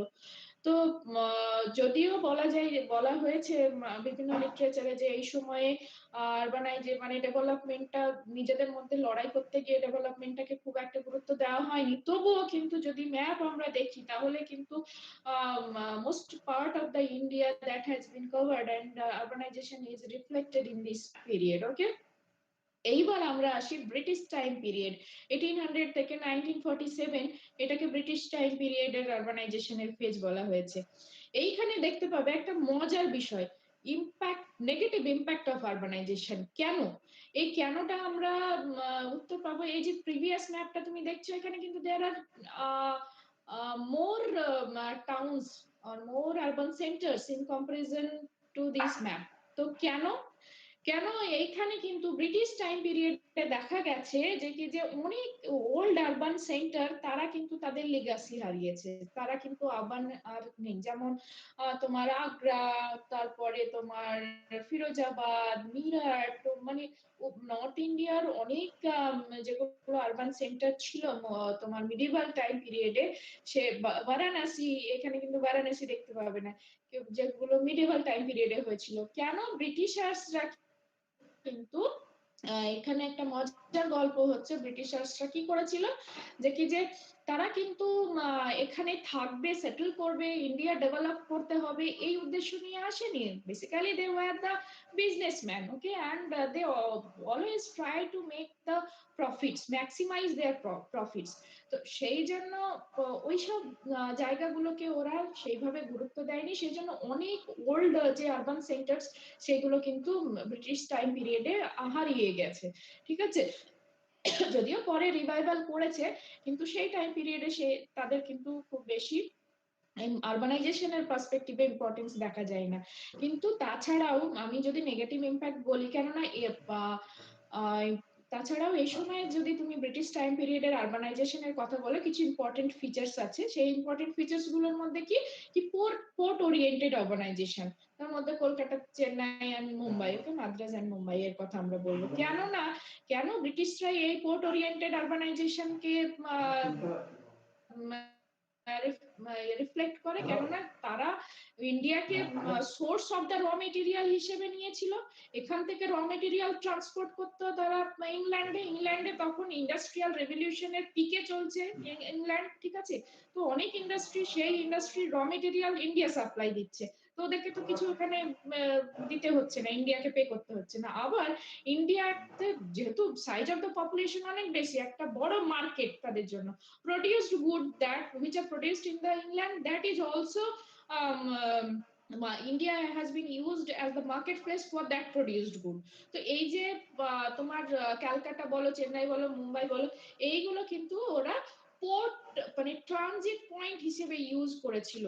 তো port urbanisation, port oriented urbanisation, ওরা এই জন্যই they were very much interested of the port oriented urbanisation, কেননা কি ওরা ওদের ট্রানজিট পয়েন্টের জন্য এই আরবানাইজেশনটা দরকার ছিল। Then you can also find out another important feature, that is the hill stations। ঠিক আছে, হিল স্টেশনস এর কনসেপ্ট কিন্তু তার আগে ব্রিটিশ টাইম পিরিয়ডের আগে ছিল না। তো হিল স্টেশনে তুমি যদি দেখো তাহলে খুব ইম্পর্টেন্ট হিল স্টেশন ওই সময় হয়েছিল শিমলা, মসুরি, নৈনিতাল, দার্জিলিং, মহাবালেশ্বর, নীলগিরি, কোদাইকানাল। তো এই যে চারটে হিল স্টেশন বলছি, জানো এখানে তুমি তোমরা একটা জিনিস ম্যাচ করতে পারবে, খুব ভালো লিংক করতে পারবে, যে শিমলা, মসুরি, নৈনিতাল এটা কিন্তু দিল্লির কাছাকাছি লোকেশনে, দার্জিলিং কলকাতার কাছাকাছি লোকেশন, মহাবালেশ্বর এটা তোমার মুম্বাইয়ের কাছাকাছি, ওকে, ওয়েস্টার্ন ঘাটে যেহেতু, নীলগিরি, কোদাইকানাল এটা তোমার মাদ্রাজের কাছাকাছি, ঠিক আছে, তো তামিলনাড়ুতে।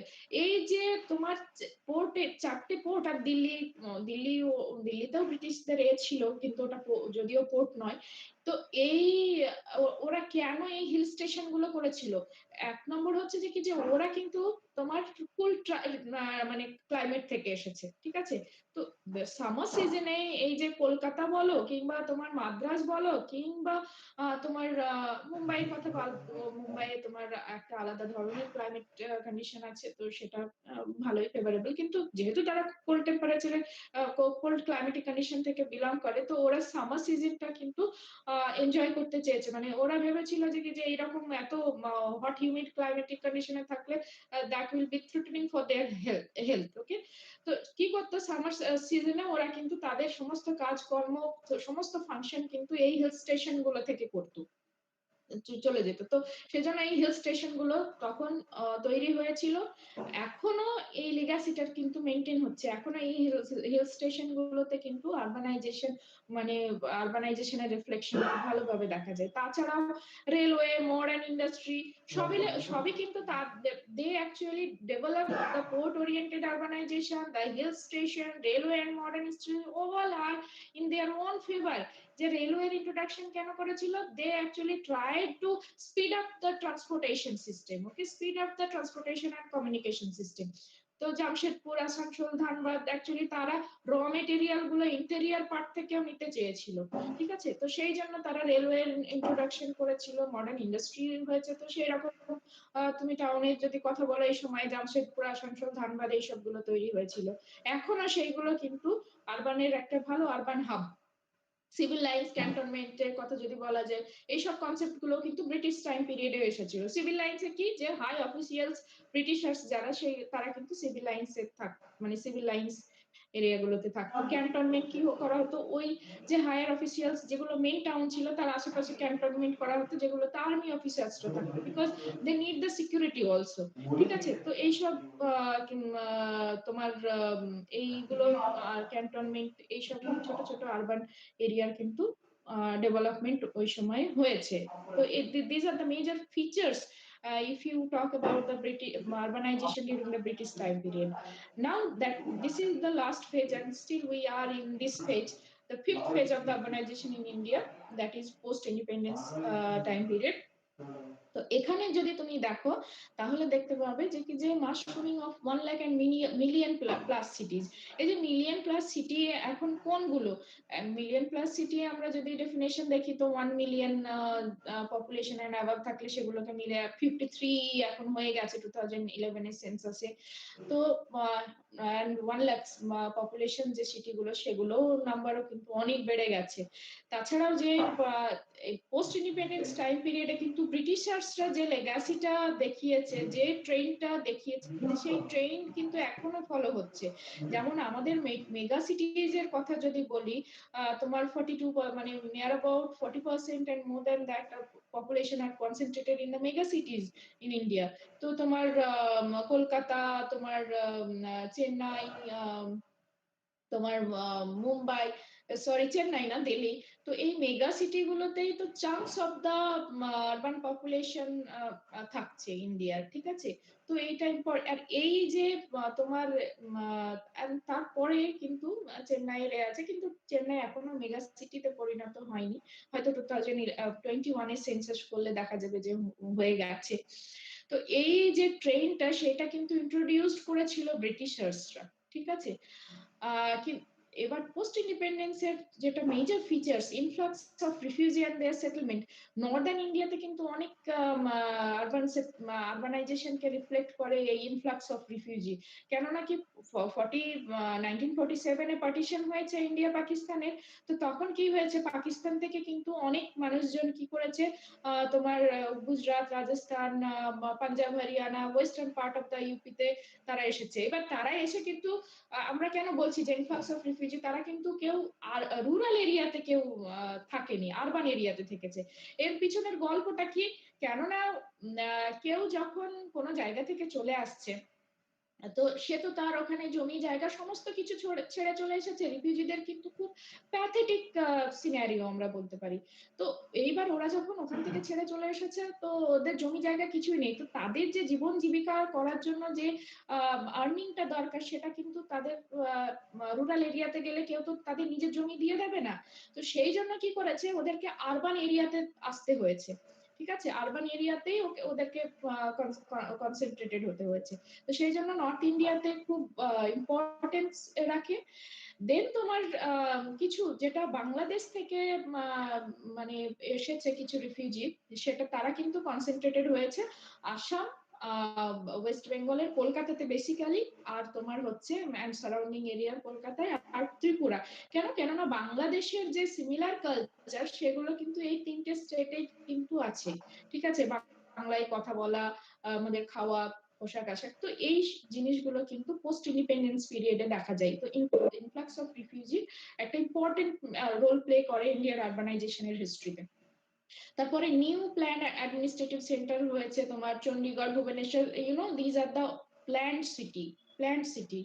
তারপরে তোমার এখনকার আরবানাইজেশনের যদি তুমি ইম্পর্টেন্ট ফিচার্স তুমি পেতে চাও আফটার ইন্ডিপেন্ডেন্স, তো স্লামস, কোয়ার্টার তৈরি হয়েছে। এই যে এত ইনফ্লাক্স মানে রিফিউজি এসেছে, তারা বেসিক্যালি কলকাতার গল্প যদি দেখো তাহলে তারা কিন্তু ইসলামে বসবাস করতে শুরু করেছিল। তো এটা হচ্ছে মানে this were about the history of the urbanization in India. Now I come to the train of the urbanization. Okay, তো ট্রেন বেসিক্যালি টাইম পিরিয়ডের ডেটা দিয়ে দেখানো হয়। তো এইখানে যখন তুমি ট্রেন দেখাচ্ছ, মানে ইন্ডিয়া ট্রেন যদি দেখা যায়, তো আরবান পপুলেশনের number of the urban population towns increase হচ্ছে, আরবান পপুলেশন ইন পার্সেন্টেজ মানে লেভেল অফ আরবানাইজেশন কিন্তু ইনক্রিজ হচ্ছে। Annual exponential growth rate of urban population, এটা যদি গ্রোথ রেটটা দেখো, তাহলে এখানে একটা মজার বিষয় হওয়ার, এতটা ডিক্রিজ হওয়ার কারণটা কি, আমি তোমাদের কিন্তু ওই ডেফিনেশনের সময় বলেছিলাম, muscles per square kilometre density হতে হবে। আর একটা কি ছিল যে 75% working population have to B engaged in non agricultural activity.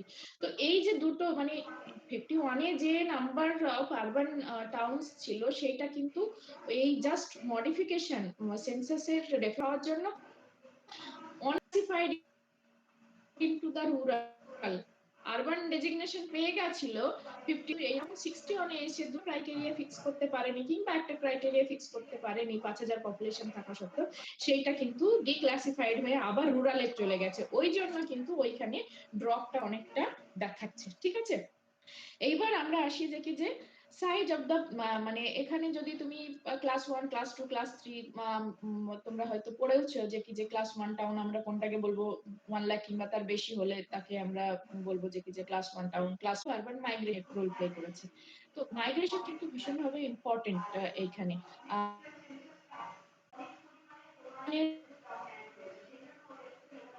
হয়েছে, সেই জন্য ওদেরকে জোন পাচ্ছ নর্দার্ন ইন্ডিয়া, সাদার্ন ইন্ডিয়া। তো এই সাদার্ন ইন্ডিয়া অ্যাকচুয়ালি আরবানাইজেশন এটা কিন্তু একটা সিঙ্গেল ফেনোমেনা নয়, এই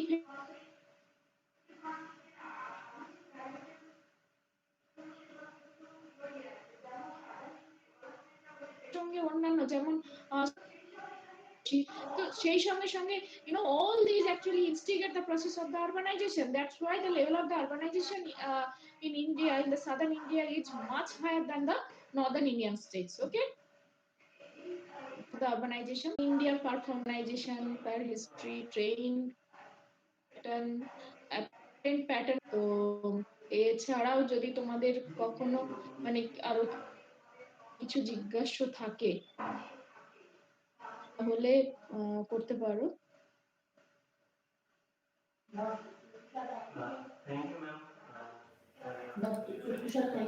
Thank you, ma'am,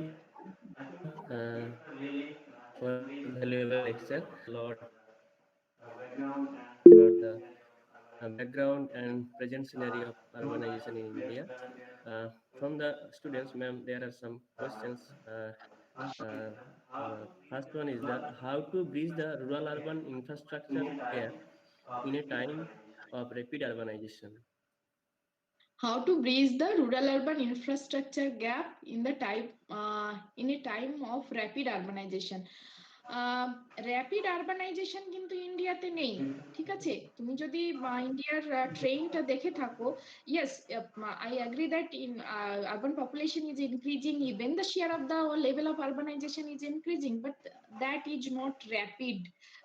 Whatever criteria has been fixed by the census of India, আমরা আরবানাইজেশনে র্যাপিড আরবানাইজেশন ইন্ডিয়াতে হচ্ছেই না, ঠিক আছে? স্টেডি প্রসেস বলতে পারি।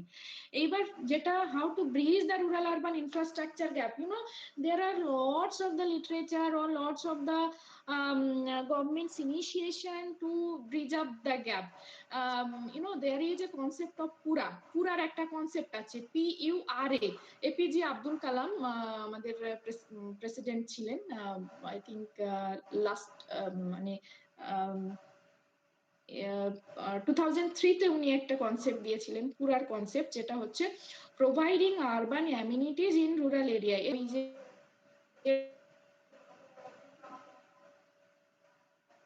মাইগ্রেশন, আরবানাইজেশন, ইন্ডিয়ার বেসিক মাইগ্রেশন টু আরবান। তো এই যে আমরা যদি এই ইনফ্লাক্সটা, মাইগ্রেশনের ইনফ্লাক্সটাকে রুখে দিতে, রোখার জন্য আমাদের কি করতে হবে? রোখার জন্য আমাদের করতে হবে কি, যে ফ্যাসিলিটিস, যে amenities which are available in the urban area in India, that type of amenities have to be available in the rural area.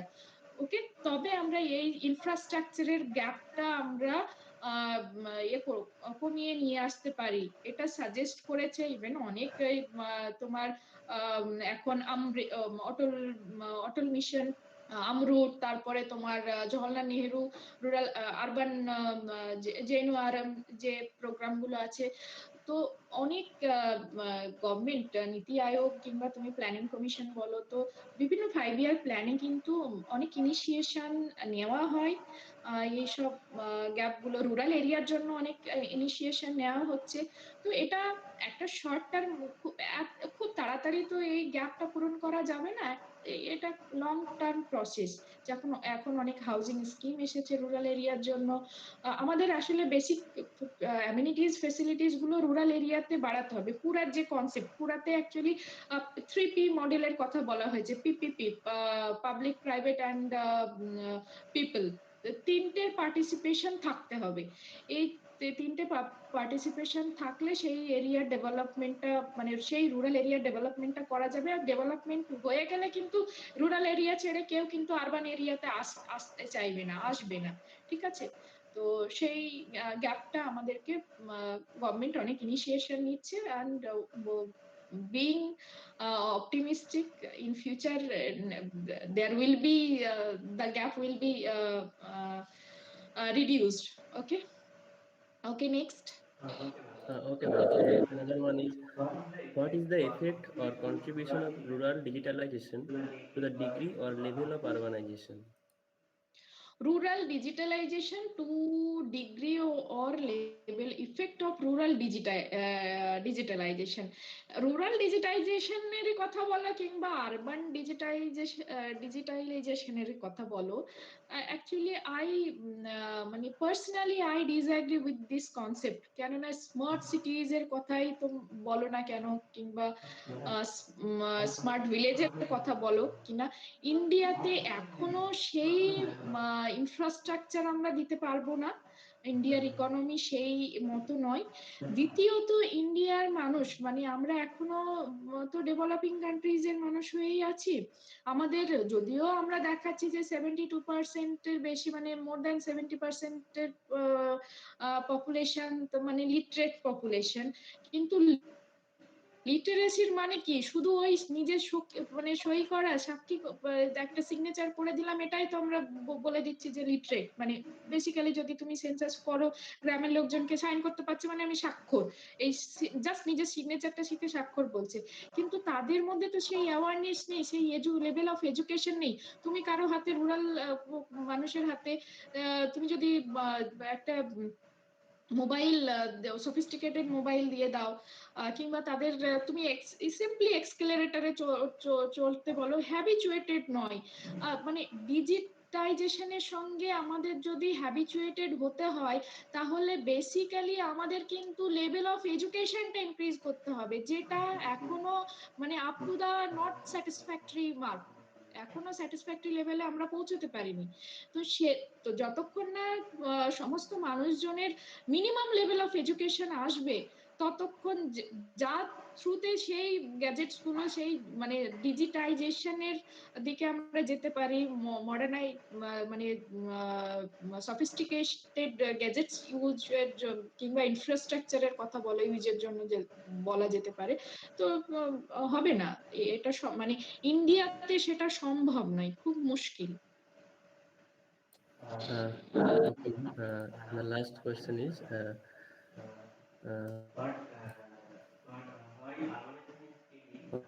what why urbanization or slow in India at present? Slow urbanisation slow নয়, এটা steady, কিন্তু কেন এই আরবানাইজেশনটা slow?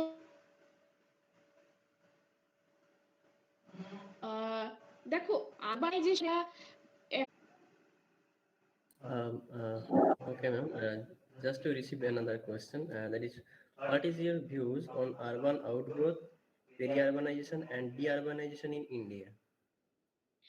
Outgrowth, peri-urbanization, De-urbanization.